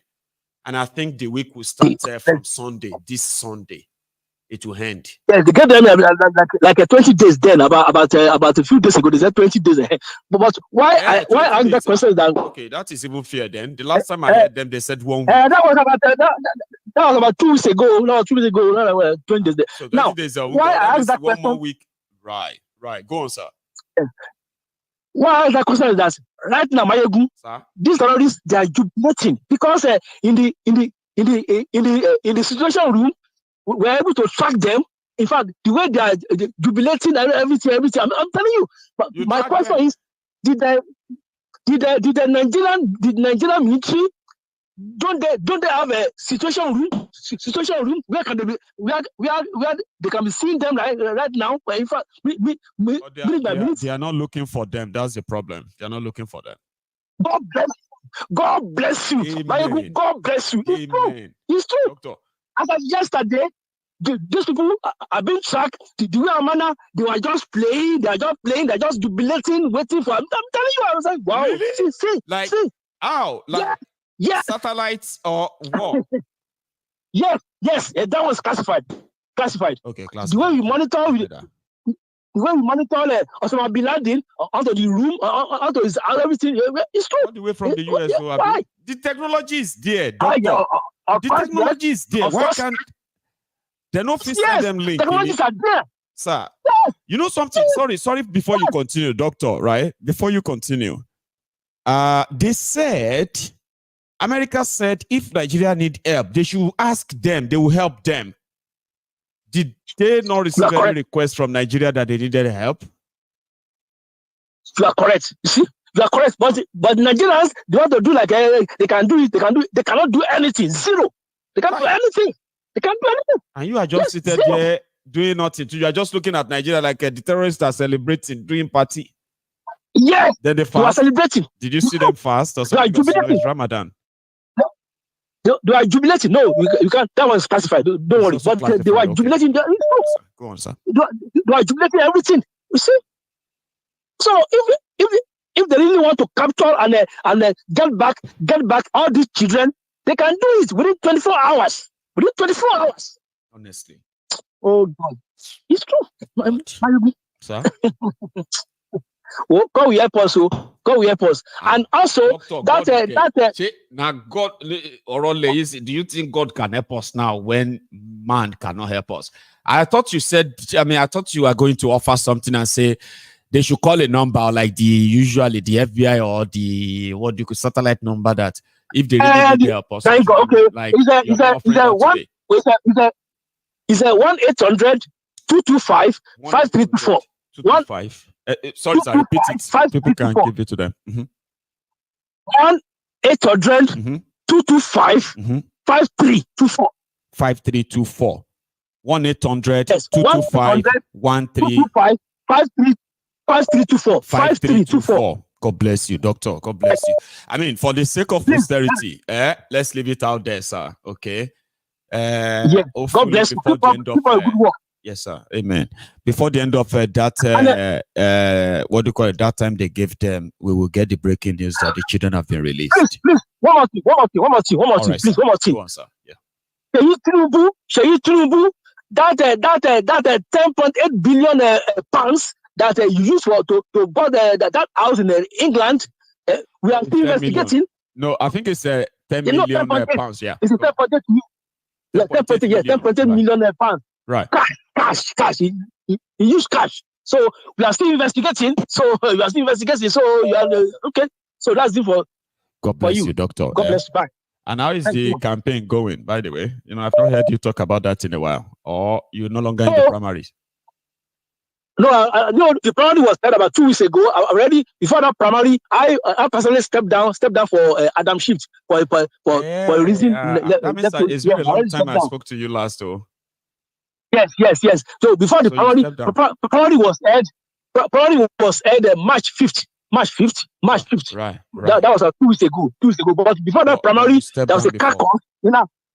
Yes, there was a caucus, a democratic caucus that I should step down for Adam Schiff, who's a Democrat. Then I will go for the governorship coming up in 2026 because that governorship, Gavin Newsom. Yeah. Yes, of California. So I've run California. I've run twice. Doctor. Yes. I have a request. I have a request. Go on. Around 2014.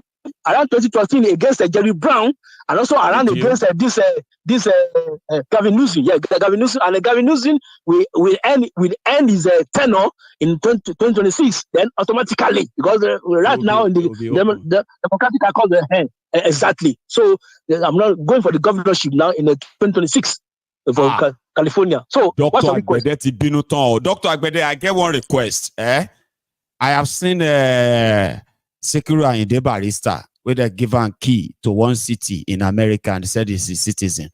I have also seen others who have been given key. So if you become governor of California, please, so you probably will have to print me one key and say, Maiyegun is honorary citizen of California. I will write it in my diary, by the way. Doctor. No, all the best. Just okay. Your request is kept. Okay. Thanks so much. No, I don't consider it. I know there are some things you have to follow, but just have it in the mind that don't worry. Don't worry. Everything's Doctor. We look forward to 2026, sir. God bless you, sir. You have a good one, okay? That is Dr. Agbede, by the way. All the way from California in the United States of America. I was looking forward to having a member of this Temple of Truth that's like a member of the American Congress or American Senate. So we're looking forward to Dr. Agbede becoming Senator Agbede. Or he has already stepped down for somebody else, something shift or so. However, he's now possibly going to be Governor Agbede of California. Oh, yeah, going to make sense. Oh, doctor, I know you are smiling. Eh? You know it's going to make a lot of sense, right? I said, Dr. Agbede, Governor Agbede of the Temple of Truth. See, there is a problem. Some of you don't understand. If you don't want your friend to be senator, or you don't want your friend to be governor, or you don't want your friend to be king, now if you say yourself no go be senator's friend, you will not be a governor's friend, and you will not be a king's friend. So if your friend say won't be senator, we shall well. If you say won't be wherever you're likely to become a friend of, right, then you support your own friend to become that. And they can say, Ore governor, I want Ore governor of California, the friends of the governor of California, Dr. Agbede. Here is another caller, by the way. My king. There. My king is Prince Adebayo from Sweden. That is Prince Adebayo from Sweden. But how are you today? And you are my king. I'm good. And you are the king of all Africans in diaspora. That's both another home one. and Baba, I will get too many titles at some point. Every city I visit, I probably will be walking away with a title.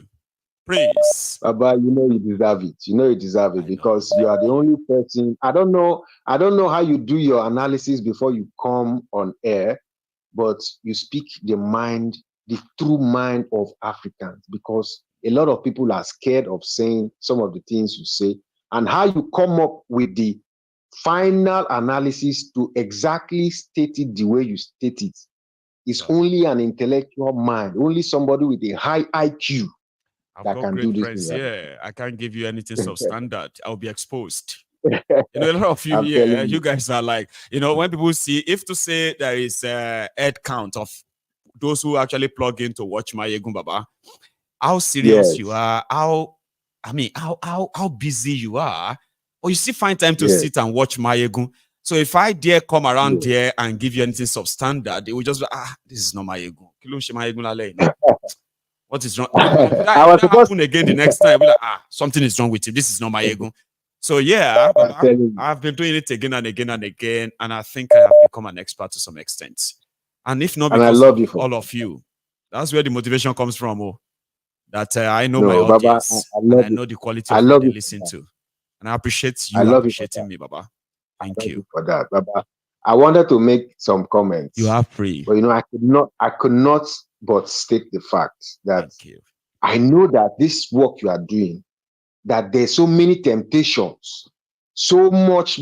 You are supposed to be a billionaire if you fall, but I don't want to talk because I'm looking at the TV as I'm talking to you. I'm seeing the gray beard. My reaction on the face, exactly.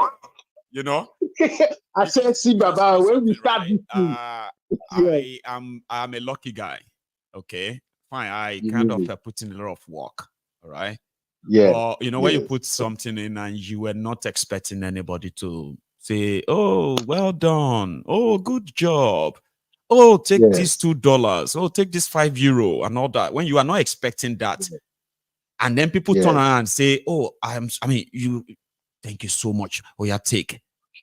Do you see what that means to somebody like me? It simply means that number one, I'm doing something right. Okay. So then I am also being appreciated to the point that people will actually like give me their money, like say, take, even though it looks normal to other people. All right. Now, if you do what I do, right, this is normal. Okay. But to me, I didn't do this because I wanted to be given $2, £100, 200. No. But it happened. So which then makes me feel like, what else do I want? Why should I reduce myself to the point that I'm looking for somebody who is going to tell me my value in money? Like, Baba, here you get, so I'm one of the luckiest, or maybe I'm no, Baba. That's why. Go on. You see, my respect for you, I don't know, you are the number one person I respect in this whole world put together. Even as I was reading the news today, I saw Peter Obi is going to move to SDP with El-Rufai. I was confused. I said, is that possible? But the only person I've never doubted is you. And you keep on proving me right. You keep proving me right that there's good people in this world, in this planet. Many people we have trusted before have fallen. I can't count 2 people again. Okay, it does get to people said, Baba. Sure, you get. We are telling you, anything that God is doing, may He continue to be doing it for you. I don't want to say anything anymore. Some people don't like this. You know something, right? Some will be like, oh, just stop pressing him and talk something else and all of that. But people don't actually understand when they don't put their understand feelings into words. These are things that you they see down don't in front of your room understand. every evening, right? Yeah. Watching. And you're like, who is this guy? Who is this They guy? don't understand. Baba, they don't understand that in today's world, to find one trustworthy human being is gold. Is gold.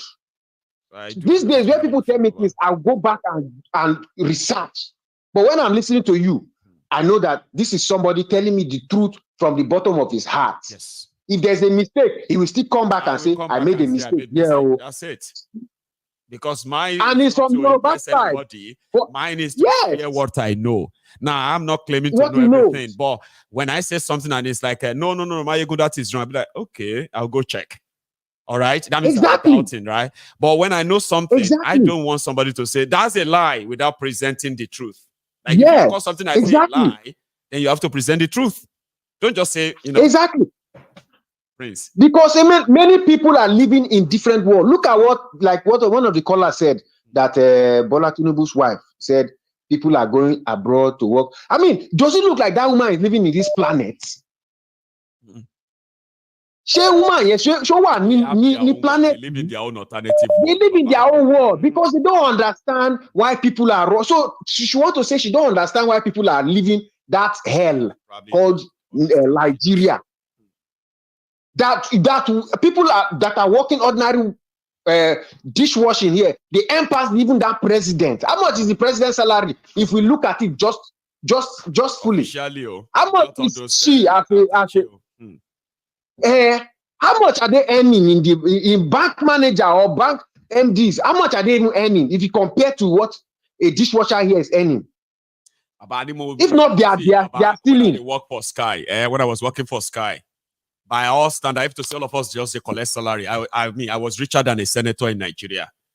Yes, now times 2 of the salary of a senator in Nigeria. Yes, now that was my salary. How to now compare? Call center customer service advisor.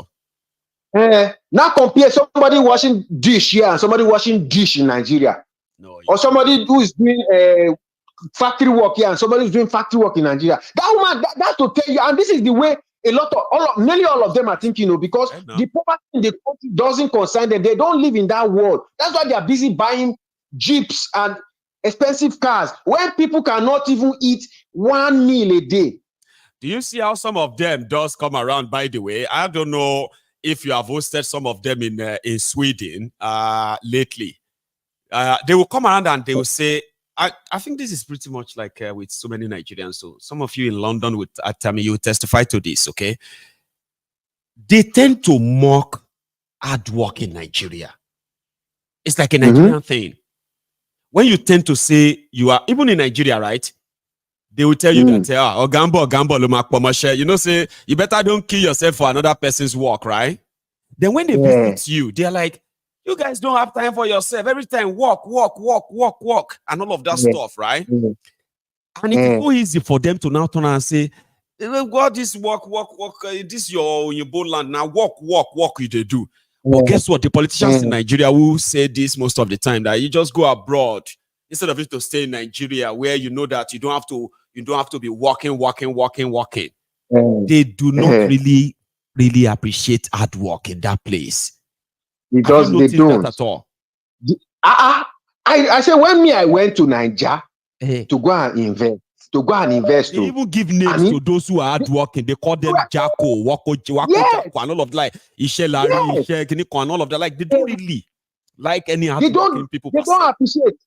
That's why that country is where it is. When I went to go and invest, as I reached there, I said they were calling me that this your idea is fantastic. And in my own brain, I say, okay, when we do this, will get the raw materials, they will now transform it to finished goods. They will now send to the market, and they will now be recouping funds. But to them, their own idea is, why not come to, let us go to one government official. They will table this matter. They will use it to get extra money. Then they will give me something by the side. Then nothing will happen. I will just get money, and then the project will just die like that. Now.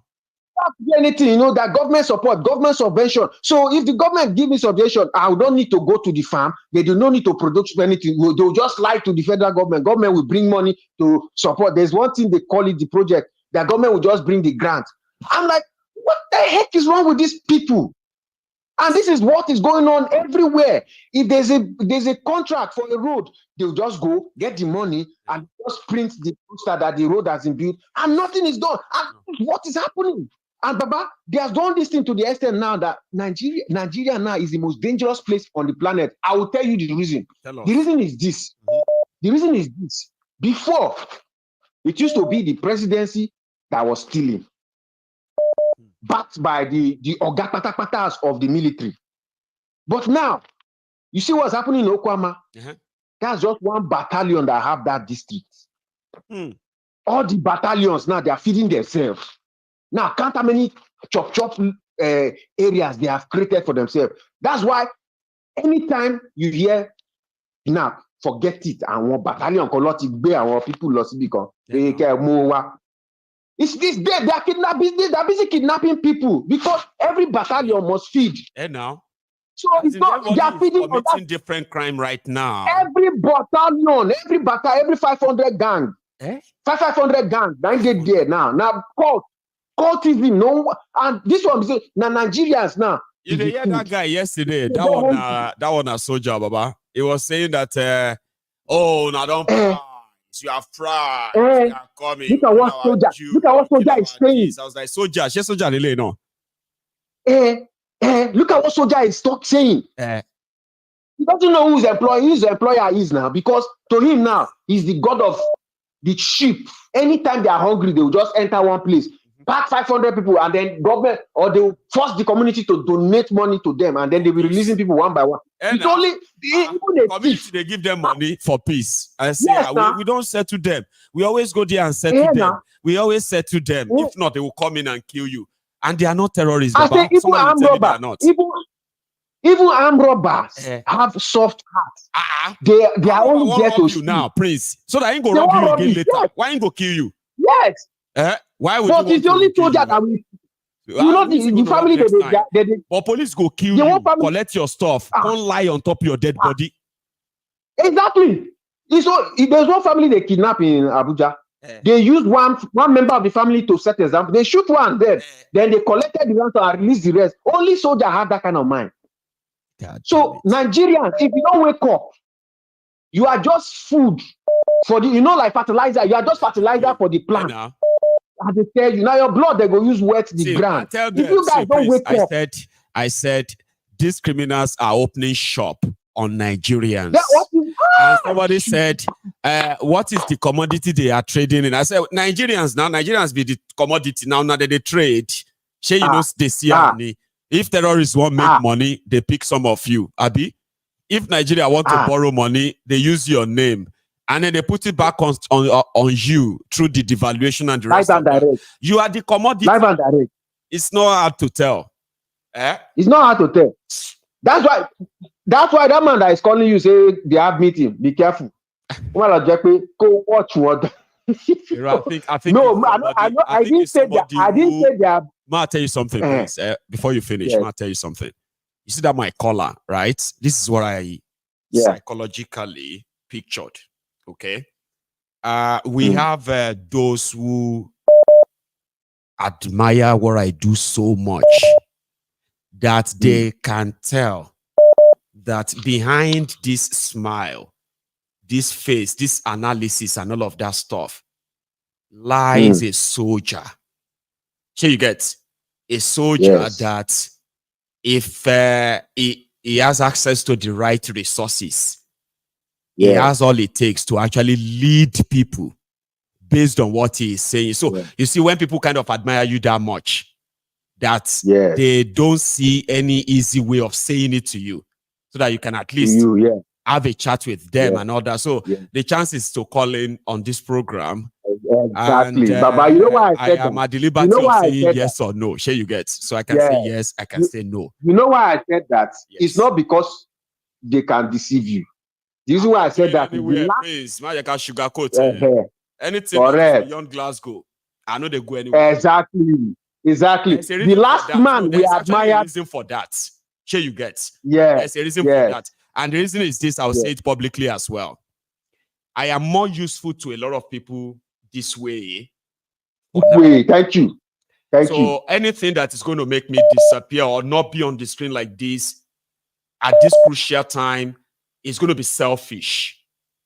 And a lot of people will commit suicide, Baba. A lot of people will commit suicide. Selfish on my part. I was going to go to Nigeria in February. I was going to go. I wasn't going to, like, I mentioned it last year, right? But however, I now started saying, well, come on. So if I go to Nigeria, it's not that anything will happen per se, but do I want to find out? Now, if I want to find out, it's fine. But what happened to those that I truly know personally that if I am somehow becoming communicado, they will die naturally. Do you understand? I'm telling you. I mean, if I value other people, now not to talk of all of us here who actually spend a lot of our time trying to get in tune and understand what we have found out, where we found ourselves as a people today. Sure, you get. So if I don't look at all of this and I just feel like maybe it's going to make me a hero, maybe it's going to make me something. Sure, you get. So at the end of the day, something happens. That's selfish. That's the way I see it. Exactly. But when the time comes, which is very soon, those who want to see me in a different role than this, they will see me. People shouldn't rush. We all have our different place. Any meeting, any any kind of conversation that is beyond Glasgow for a security reason, I will always say no. But doesn't mean that you can't invite me. Like if somebody says, Maiyegun, I want this, I will say, okay, that's great. That's beautiful. Nice. Lovely. But maybe now that we are talking about it, Prince, for my own what do you call it? We've all agreed that I'm not meeting anybody outside Glasgow. Just for a security reason. Everything exactly. And lastly, let me just make this clear. Go on. Sorry. Go on. Let me just make this clear before I go. Please. We don't want to go through the feeling that we went through when NEPA take life with Nnamdi Kanu, and then NEPA take life with the last election.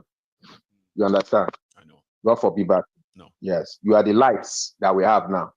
You will continue to shine. Who actually really value this this voice, this face at this crucial time. So if I don't want to get it will be selfish. That's what I say. It's not brave. It's not bravery. Who am I trying to prove what to? Sure, you get trying to be everywhere, trying to be. You know what I mean? Like I'm not somebody who wants to prove anything to anybody. I just want people to hear me, and I'm glad a lot of people are hearing me. Okay, so when the right calling comes. For any reason, right? We will all witness it and we will see it. So for now, I keep to this my teaching because it is really important, isn't it? Yes, so my king. Yeah, the prince. Continue the job. Continue the work. People right there, okay? And cheers to everyone over there too, okay? Nice one, Baba. So that is Prince Adewale there from Sweden. Now, see, you know me, it is not out of worry or fear and all of that, okay? So what happened is that if you don't know, I know, okay, that all eyes are on us, all right? And when I say all eyes on us, it simply means that there are so many people that are possibly monitoring and watching what we do, and we are making, we're making their lives a little bit of hellish, fearful. They have no idea what we are capable of doing. But once in a while, we do test water to give them a dose of that and say, well, we could do this or we could do that. One of the greatest things that I have observed that we can really do is that we can actually unite. You see, people coming together, listen to this one, Nigerians typically, they are expected to be at each other's jugular. As a Yoruba man, I am supposed to be against Fulani, against Hausa, against Igbo, against any non-Yorubas. I am supposed to kind of, but if I tell you I love this one, I love that one, it is purely just out of hypocrisy. No, not true. That's the way it is expected. And on social media, okay, platforms like these, people are so busy fighting themselves, attacking themselves, abusing themselves, all that stuff. But MaiyegunsDiary Politico has proven that people can actually coexist if they understand themselves. So I've done so much work. All right. At least, if not for anything, I have done so well that I have managed to help people to hide their prejudices. People will come on here, Yoruba, Igbo, Hausa, even Fulani, they will come onto my program here, and you will see them defend one another. You will see them agree.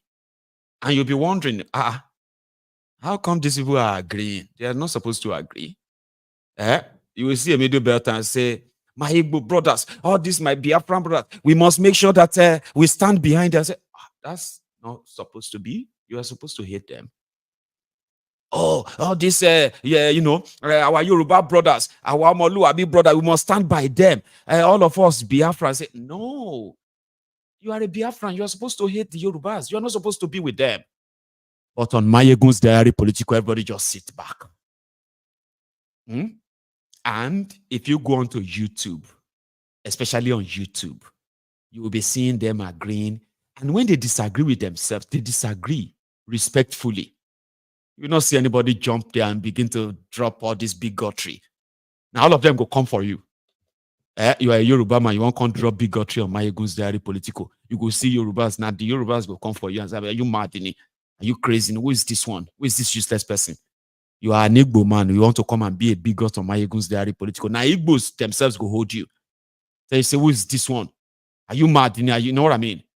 We achieved that here. And that's some power. Do you get that?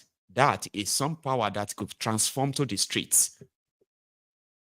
Where it will get to a stage where when they try to turn Igbo versus Yoruba, Yoruba versus Igbo, you just look at them and say, Igbo, Yoruba will gather together, beat those people up and say, when did the Igbos and Yoruba, when did the Hausas and the Igbos agree together? Say, no, we just respect themselves.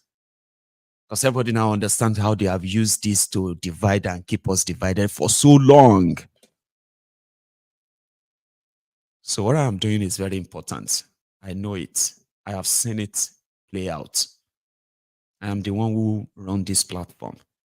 I see all of the statistics. I see all the stats. And yes, I be like that lizard will fall down from a roko tree, landed on his belly. Nobody noticed. Oh my God, that I just landed on there from the 100 feet Iroko tree. Well, fair enough. I landed safely.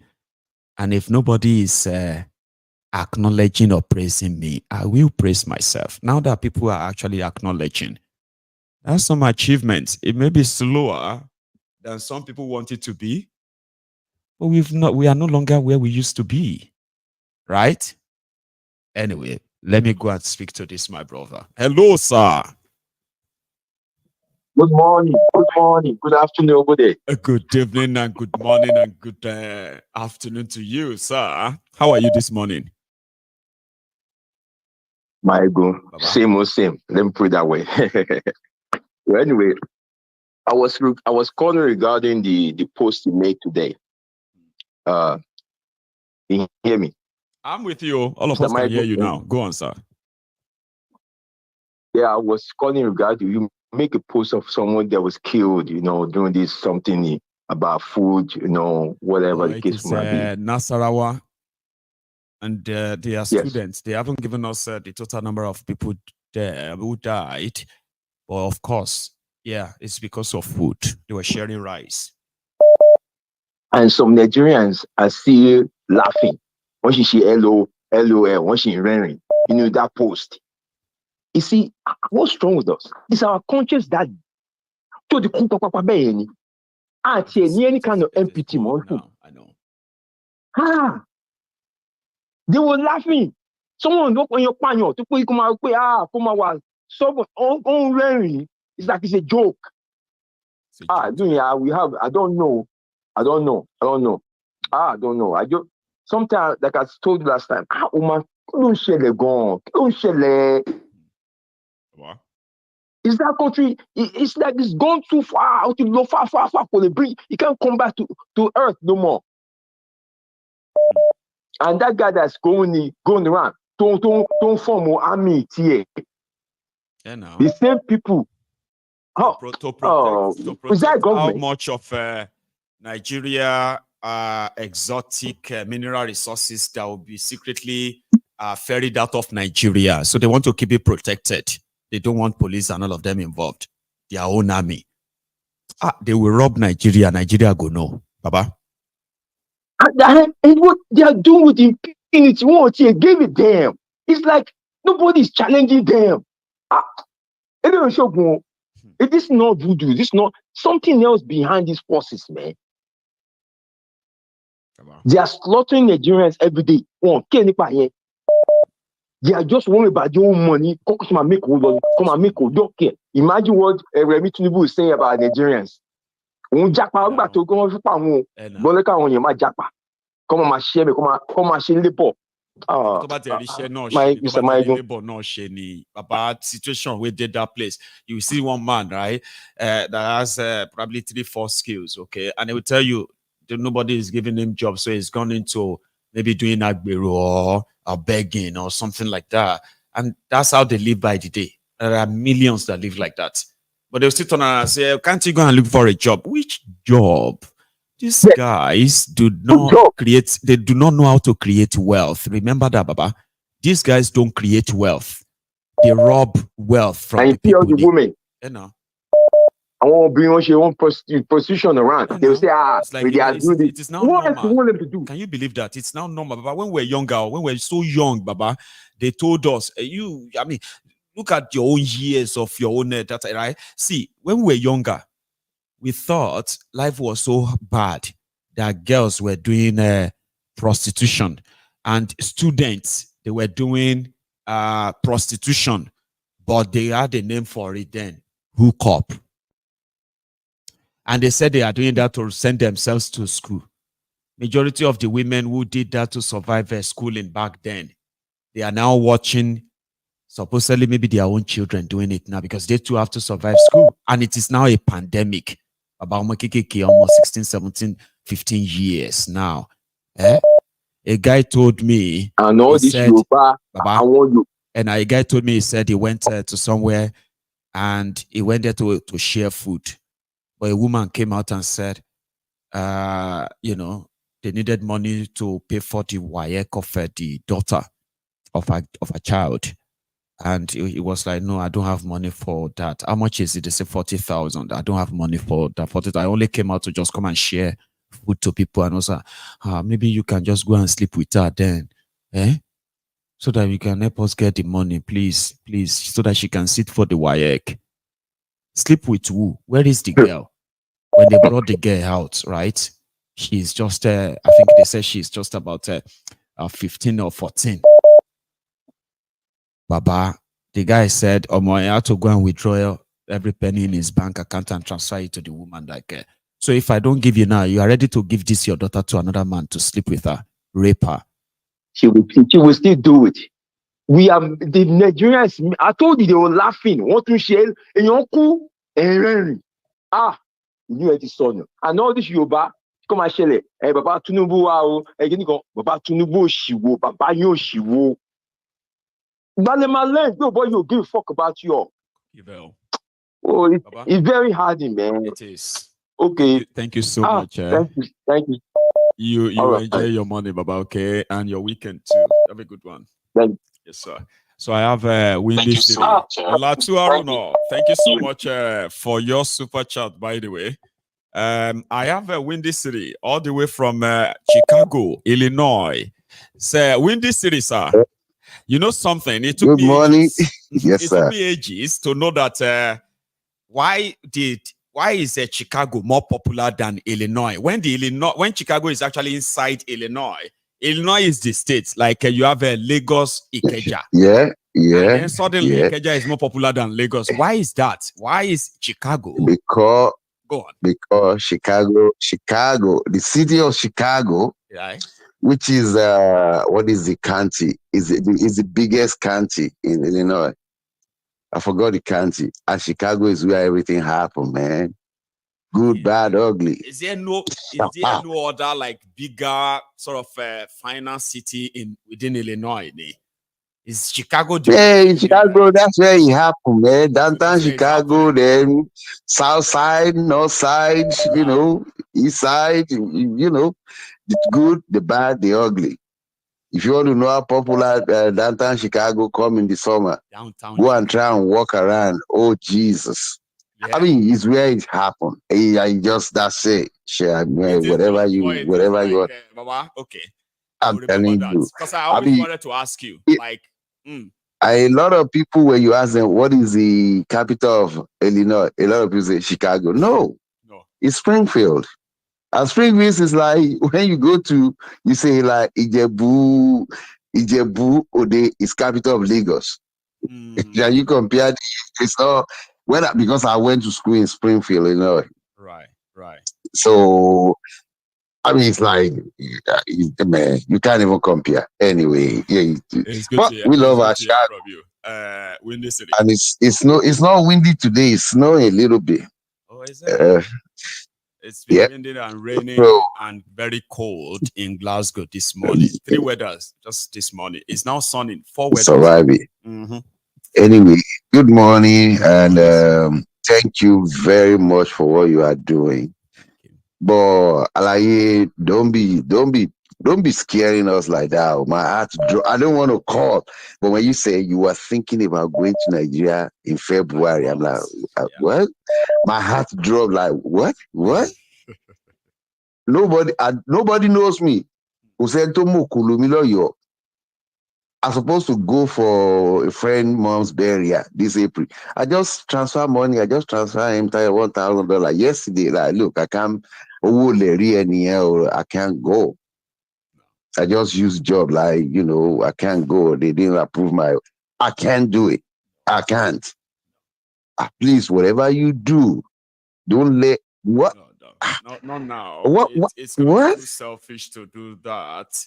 And I'm not saying that they are going to do anything to me per se, because I confidently believe that they can't do anything to me per se. Or it will be selfish to go and find out. That's what I'm saying. Knowing what we know, knowing the people we are dealing with, why do you want to find out? Like, to what end? These people, let me tell you a story. Let me tell you something that happened when I was in secondary school. You remember Tunde Idiagbon? Yes. Right? Yes, sir. Okay. So there was a popular program on NTA where they ask questions and people answer, they win prizes. So this guy asked question like, who is this also and so? And the guy said, Tunde Idiagbon. And the presenter said, Tunde Idiagbon, Tunde Idiokweni. Did you know one military guy had there? And he went to NTA and picked that guy out. I think I remember. Nobody sent him. I remember. Nobody sent him. Maiyegun. People where they said, I don't know what heaven look like. Let me go check. What about if you don't come back? Don't even what? We should just people wait for who they are. The moment you land in the lawless place, one person. If it be just one person that came across Maiyegun on social media and he's been like swearing that one day if I hear that this guy is in this country, I am going to get him. And he can single-handedly the moment you land, organize how to make sure that he did that. Sir, may I show you something? Because the way you are saying, we are talking about their lawlessness now. And just for people who are probably watching us, okay? Sir, they said that a police officer had an accident, okay? And when he had an accident, he was taken to the hospital. At the hospital, he had no money. But the doctor that treated him did everything to make sure that he recovered very well. Now, sir, it was time for him to pay. He now escaped. He sneaked out of the hospital. Okay? So the doctor now the doctor now reached out to him. You need to pay. Why would you not pay? So the doctor now reached out to his superior. His own superior in the army. And he said, in the police rather, his superior in the police, and he said they should compel him to pay. You know what this guy did, sir? He just mobilized. He just went to, they said another rank above them or something. He just went there, anti-riot, anti-robbery, something, and he just packed few anti-fraud, whatever. This guy is a corporal. He's not even like a ranking anything. No. He just went on and they followed him. And they arrested the doctor that treated him and locked him up. His boss told him to go and release the doctor. Yes, sir. He disobeyed his own boss. In that same country, the Nigeria Medical Association of the place, they wrote the police. The police couldn't release the doctor. So you are right. So if I go to a place where animals and criminals who are so lawless could actually end your life and say sorry later, na devil. Why people would you that doesn't know people, why did you go and kidnap him? Why did you do that to him? Sure. It's the devil. You know, let's say you have the connection, you have, stop military north in Nigeria. Before they even get to you, even 5 days alone, when we see you, we will recognize you. Yes. Because they pick you up from the airport. What about if they take you to Abuja? Before your people locate you, and they can take you from Abuja. Before they even say they are the one who took you, that may take a week or 2 weeks. Yeah. Before they will finally say, oh, and yes, we arrested one Badero Olushola, popularly known as Maiyegun's diary Politico. 2 weeks after they deny it. They will not say one Badero Olushola from Scotland. He will make headlines. He will make headlines, and among the people that he goes on YouTube, they are not friendly either. they will put. I'm telling you, because I attack. I didn't really attack somebody. I explained to somebody last year when he was saying like, and this one was talking. He's not in Nigeria and he's married to a white. I said, does that mean he's no more Nigeria because he's married to white? That his opinion doesn't count. I say you are so ignorant. Yeah. I won't mention the name. And from that point on, I just delete it. So what do you call it? So don't even try though. Don't let anybody. Even if Kolu say, come. You think Kolu will have a chance to say something to me, and I will not even offend him and his team right there where they still talk to me. Baba. Now that I go know because everybody they want to use anybody as a stepping stone. Some person will grab you for airport. He just bag a big price. He will call somebody that that guy where they abuse you for online. I have him. I get him. He will take the picture and they will toss him. They toss him 1,000 naira. I want 1 million naira, and you transfer him to you this place. That's and it. so on and so forth. So, may God forbid. May God forbid. Same for me to try. I'm not trying it. For me, I always pray that anything that will make me. You know something? When this city, if I am looking for fame, here you get. I can easily just jump into it. So that newspaper will carry me and the rest of that and all of that. But of what use would that be for any of us here at the end of the day? Well, you have a precedence. Go and look at Charade. So that's it. That's all I'm gonna say. You're right. So go and look at Charade. We were just having a random chat around it, sir. Okay? Yeah. What about the guy that received a letter parcel bomb? So I'm saying daily whatever, daily giver. Because now only here, Baba, they if you do anything to me, and my family will know what happened to me. Do you get? So I'm not afraid. See if somebody come now. For example, they say, if now stabbing, they stab me. I'm just saying now because it's not like it's gonna be like that anyway, right? If somebody come in and they shoot me and they say breaking news, Maiyegun shot dead in Glasgow, but my family are not going to. They are going to have closure. This country will find my killers. They will explain how they came into the country and how they were contracted and how it happened. They will even tell them how they got the weapons. So my family will have a closure and say, oh, daddy, you know, Nigeria is a place where they go don't tell like about 1,000 lies of what killed you. Most of them blaming you. In Glasgow, yeah, or in Western world, I can't see a situation whereby an house cat will go and kill a goat. No, I can't say. That's that will never happen. Yeah. So I'm talking about, I don't care how much they pay them to come and visit you in Glasgow. They are welcome. Where you get the money, but they're going to catch you. And you will go down for must be something like it must be something to what they must pay you a lot of money, Sha. That's my own. Like they must pay you a lot of money. If you really want it. Before you now get into a council, yeah, take me to his place, I'll do it. Like they have to pay you. But, so you know, but it's all people that come to your people that come to your studio. Yes. People that come to your studio when they finally started coming. You have to really like do a background on them and do everything and make sure that I'm serious and make sure, because when you see these fanatics don't remember Salman Rushdie. I was in London when they put fatwa on his head. He ran from to London. Did you know this bastard? They didn't forget. He was addressing some people in New York when he was stabbed. It will be like 20 years ago when they put fatwa on him. And there are some who carry it everywhere. Yeah, I mean, they will seek you out. So, God forbid. So, let me just say something about those killings. And the people that the army that went to different places. It's all by design, okay? I'm not surprised, and that's why people are not surprised. People are not surprised anymore. Not that they don't have empathy, not that they don't have feelings, but what do you do in a situation whereby you are being played? What do you do?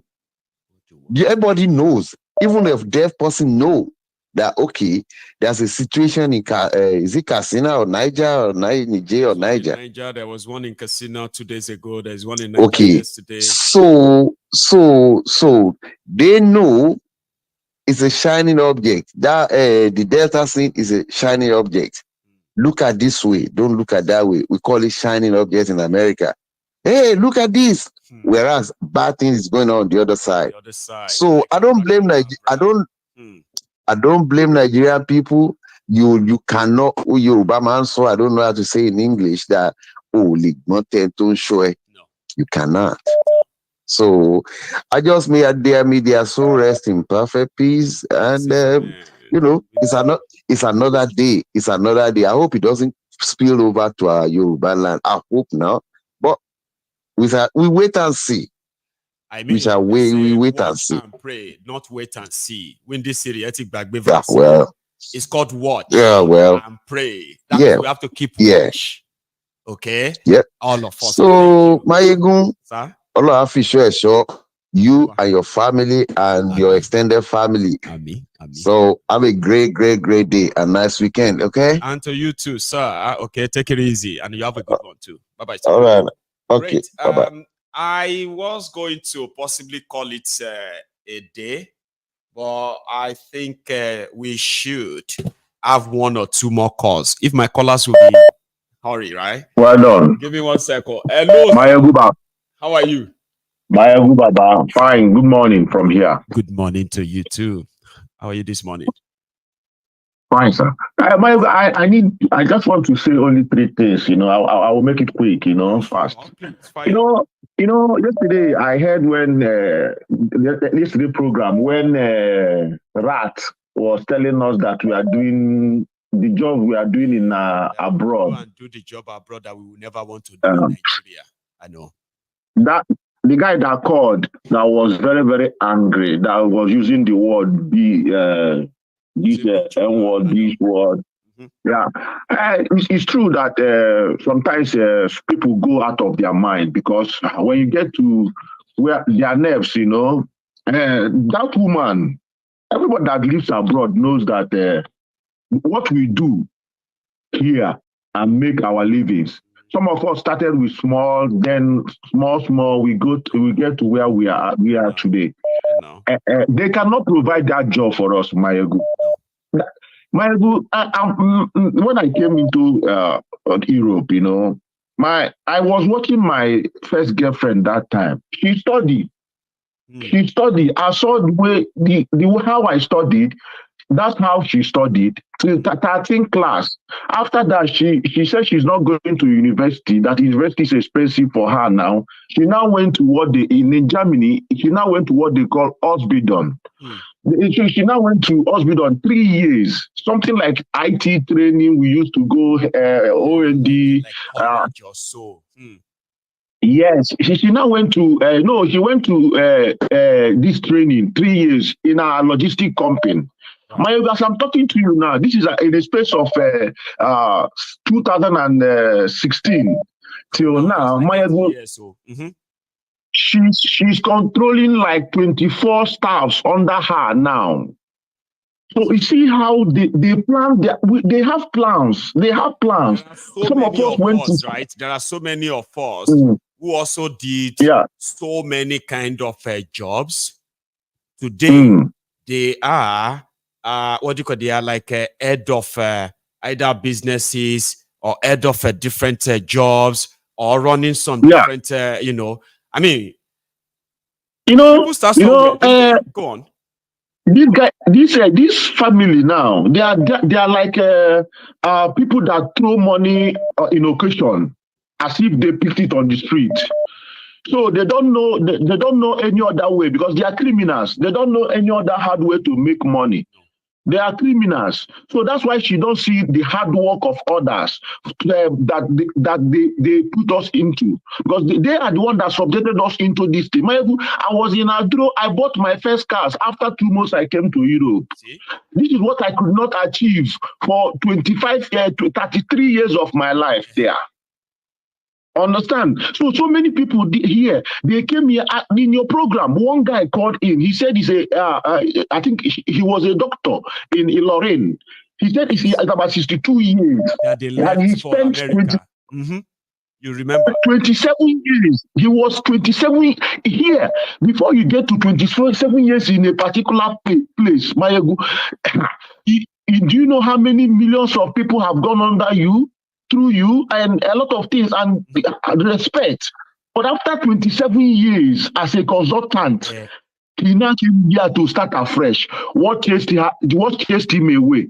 Kidnapping, insecurity. You know. So when these people begin to talk down on us like this, that we are abroad, because this is what they are doing. They want that money. Like you said, 2 months, we just remitted 1.8 billion. Yes.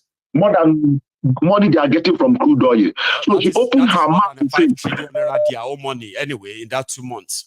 Yes, look at that woman looking mainly at on this look at that woman very well. You will see that woman is a criminal because it takes only a criminal to be together with a criminal. No, Teresa Mendoza, Abuja, Remy, Ahmed Tinubu, Rati.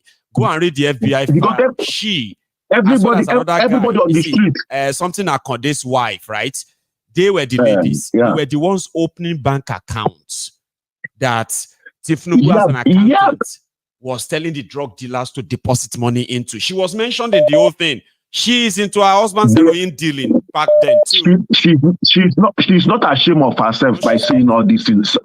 People in abroad, because we know we are not fools. Because we know for you to be a girlfriend or wife to somebody like Tinubu in that kind of clique, either she's a prostitute, or that she dey job first, or that she dey traffic guns, or that she dey carry the drug for them, or that she dey do all this. She must be into that for Tinubu to keep that woman till date by his side. You know, so she don't need to be telling us that we don't do good jobs in abroad. The only thing they did to us, we in abroad, that our children don't know where we came from. They only knows that we come from Africa. That's the only thing. You know, so that's that I want to say. I want to say something. Yeah, you say something about you. I don't like you using this word. You know, only God can take somebody's life. But that some things in Igbo land we used to say that that is our mouth, our tongue is another thing. So let's stop saying this because we need you more. You know this glass or something that's conference of Odudu. I want you to be very, very careful there. Just be security conscious about yourself and surrounding, please. Now because these people they can go extra miles, and this killing in Delta. There are a lot of people are saying, so anybody that's in Igbo will also say that that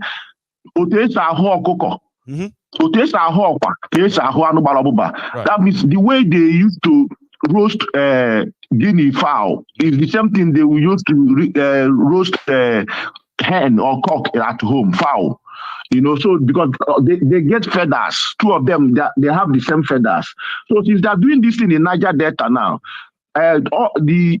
our brothers in Yoruba land, they should be careful because they also have this water, and this water carries a lot of things: oil, gold, diamond, a lot of resources. So these guys, they are searching for it. They are looking for. Everybody's grabbing. Exactly. Once they found one in your community, all they need is an excuse to kill everybody there and then move in. Yeah, yeah, like the picture you showed about the army when they came into Bayelsa. They've not even jumped out from their boat. They started shooting.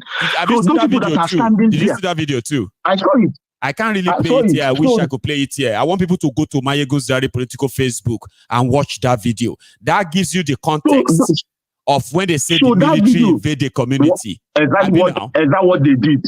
Exactly what they did in other communities. So that's what I want to say. Stop insulting us. We are okay. Don't think about us. Think about the people you already put in hardship poverty. Exactly. People that are begging bread and food there, and people that are killing people every day. They should take care of people. They should forget about us. Not us. Thank you. Yeah, that's what they should do. Thank you. Bye-bye. You have a good one. We'll meet later in the evening. I've got something coming up later this evening, and I hope I will see you there too. Stay safe, Baba. Okay? You have a good one. Now, this is where I am going to draw the curtains. Like, we've had a kind of a chatty afternoon and chatty morning for our callers from the US and all over the world. I want to say thank you to all of you who have reacted to this. Okay? We will see you later, and that will be later this evening. So thank you so much, and you have a wonderful morning or afternoon from wherever you are. Good afternoon.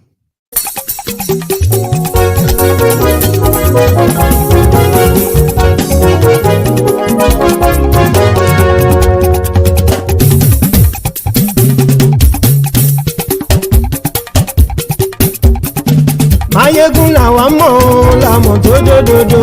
Maiyegun Diary, Maiyegun #1. Maiyegun làwa mọ̀ làmọ̀ tó dòdòdò. Maiyegun Diary, Maiyegun #1. Maiyegun ti dé o, ọ̀rẹ́ ará ìlú.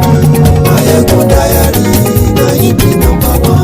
Lórí Facebook, lórí YouTube. Maiyegun Diary, Maiyegun #1. Gbogbo bó ṣe ń lọ ni Maiyegun já wa sí. Maiyegun Diary, Maiyegun #1. Àṣírí ọ̀jẹ̀lú kì í bò níbẹ̀ o. Maiyegun Diary, Maiyegun #1. Bó bá ṣe eré àní Maiyegun máa wí. Maiyegun Diary, Maiyegun #1. Ó sì tún ṣe eré wàá gbọ́ níbẹ̀ o. Maiyegun Diary, Maiyegun #1. Maiyegun Diary, Diary Politico. Maiyegun Diary, Maiyegun #1. Godfatherism kò sí lọ́rọ̀ Maiyegun. Maiyegun Diary, Maiyegun #1. Ẹ farabalẹ̀ sẹ́ o kẹgọ́rọ̀ lẹ́nu o. Maiyegun Diary, Maiyegun #1. Àní Maiyegun làwa mọ̀ tó dòdòdò. Maiyegun Diary, Maiyegun #1.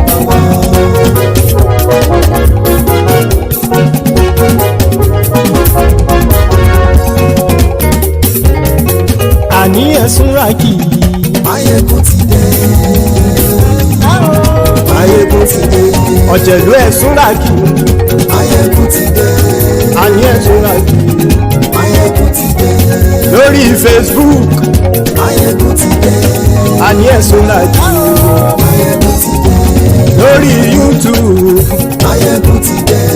Àní ẹ̀ Súràkì. Maiyegun ti dé. Ọba bá gbé wúrẹ́. Maiyegun máa wí. Àní ẹ̀ Súràkì. Maiyegun ti dé. Ijó ìgbádìyẹ. Maiyegun máa wí. Àní ẹ̀ Súràkì. Maiyegun ti dé. Bí pẹ̀sìdó bá rúfin o. Maiyegun máa wí. Àní ẹ̀ Súràkì. Maiyegun ti dé. Bí gómìnà kówó jẹ. Maiyegun máa wí. Àní ẹ̀ Súràkì. Maiyegun ti dé. Ọlọ́pàá tí ń darí bá.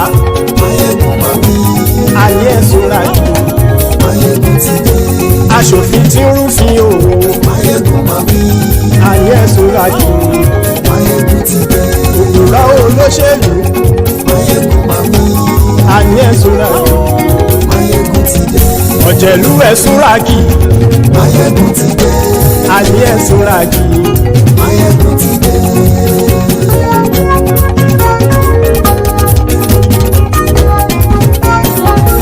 Maiyegun ti dé. Gbogbo ọ̀jẹ̀lú ẹ̀ Súràkì. Maiyegun ti dé. Gbogbo ọ̀jẹ̀lú ẹ̀ Súràkì. Ṣùgbọ́n ní bá ti ṣe èyí tó yẹ kí wọ́n ṣe, ọmọ bá dèrò ní fi wọ́n níran o. Maiyegun ti dé. Gbogbo ọ̀jẹ̀lú ẹ̀ Súràkì. Maiyegun ti dé. Gbogbo ọ̀jẹ̀lú ẹ̀ Súràkì. Ṣùgbọ́n ní bá ti ṣe èyí tó yẹ kí wọ́n ṣe, ọmọ bá dèrò ní fi wọ́n níran. Wọ́n fowó bẹ́ẹ̀ o, Maiyegun ó sọ pé wọ́n ò bẹ́ẹ̀. Wọ́n fowó bẹ́ẹ̀, Maiyegun ó sọ pé wọ́n ò bẹ́ẹ̀. Oníkan ṣáàtì ṣe èyí tó yẹ kí wọ́n ṣe, fáwọn ará ìlú tó gbé wọn débẹ̀ o. Maiyegun ti dé. Gbogbo ọ̀jẹ̀lú ẹ̀ Súràkì. Maiyegun ti dé. Gbogbo ọ̀jẹ̀lú ẹ̀ Súràkì. Ṣùgbọ́n ní bá ti ṣe yìí tó yẹ kí wọ́n ṣe, ọmọ bá dẹ́rọ̀ òní fi wọ́n níran. Ha! Kì máa yí ṣeré, ọ̀rọ̀ yìí kì í ṣẹ̀fẹ̀. Kì máa yí ṣeré, ọ̀rọ̀ yìí kì í ṣẹ̀fẹ̀. Ẹni bá ti lè lẹ́bọ̀ lẹ́rù o, ọmọ bá dèrò kàṣà ìtú wọn síta. Maiyegun ti dé. Gbogbo ọ̀jẹ̀lú ẹ̀ Súràkì. Maiyegun ti dé. Gbogbo ọ̀jẹ̀lú ẹ̀ Súràkì. Ṣùgbọ́n ní bá ti ṣe yìí tó yẹ kí wọ́n ṣe, ọmọ bá dẹ́rọ̀ òní fi wọ́n níran. Tẹnitẹni ọmọ Maiyegun ọ̀rẹ́ ara ìlú mọ̀mọ́ ni mo fọlọ́hún ṣọ́ ẹ̀ bá kìlẹ́bù. Lóòótọ́ olódodo ìlú ọ̀tá ìlú mọ̀mọ́ ni ìwọ ṣá máa ń ṣọ́ra kò sì mọ́ bẹ̀rù. Bọ́tà ń lè rí bóníṣègùn lé káwọn mọ̀mọ́ fi ṣera wọn ni ó ti dẹrùn tí wọn ò gbọ́dọ̀ sì mọ́ bẹ̀. Èèpo ọ̀bọ lọmọ bá dérò tàjẹ́ ò gbọ́dọ̀ jẹ́, ó ti dọba lórí àbínú ẹni kò sì mọ́ bùyà. Àìsíwọ̀lú ní ẹnìkẹ́ ìgbódì ẹyin lábàrá o, ó kó ẹni tó bá dán o àkàmù. Maiyegun ti dé. Gbogbo ọ̀jẹ̀lú ẹ̀ Súràkì. Maiyegun ti dé. Gbogbo ọ̀jẹ̀lú ẹ̀ Súràkì o. Ẹni bá ti ṣe èyí tó yẹ kí wọ́n ṣe, ọmọ bá dèrò òní fi wọ́n níran o. Maiyegun ti dé. Gbogbo ọ̀jẹ̀lú ẹ̀ Súràkì. Maiyegun ti dé. Gbogbo ọ̀jẹ̀lú ẹ̀ Súràkì. Ṣùgbọ́n ní bá ti ṣe yìí tó yẹ kí wọ́n ṣe, ọmọ bá dẹ́rọ̀ òní fi wọ́n níran.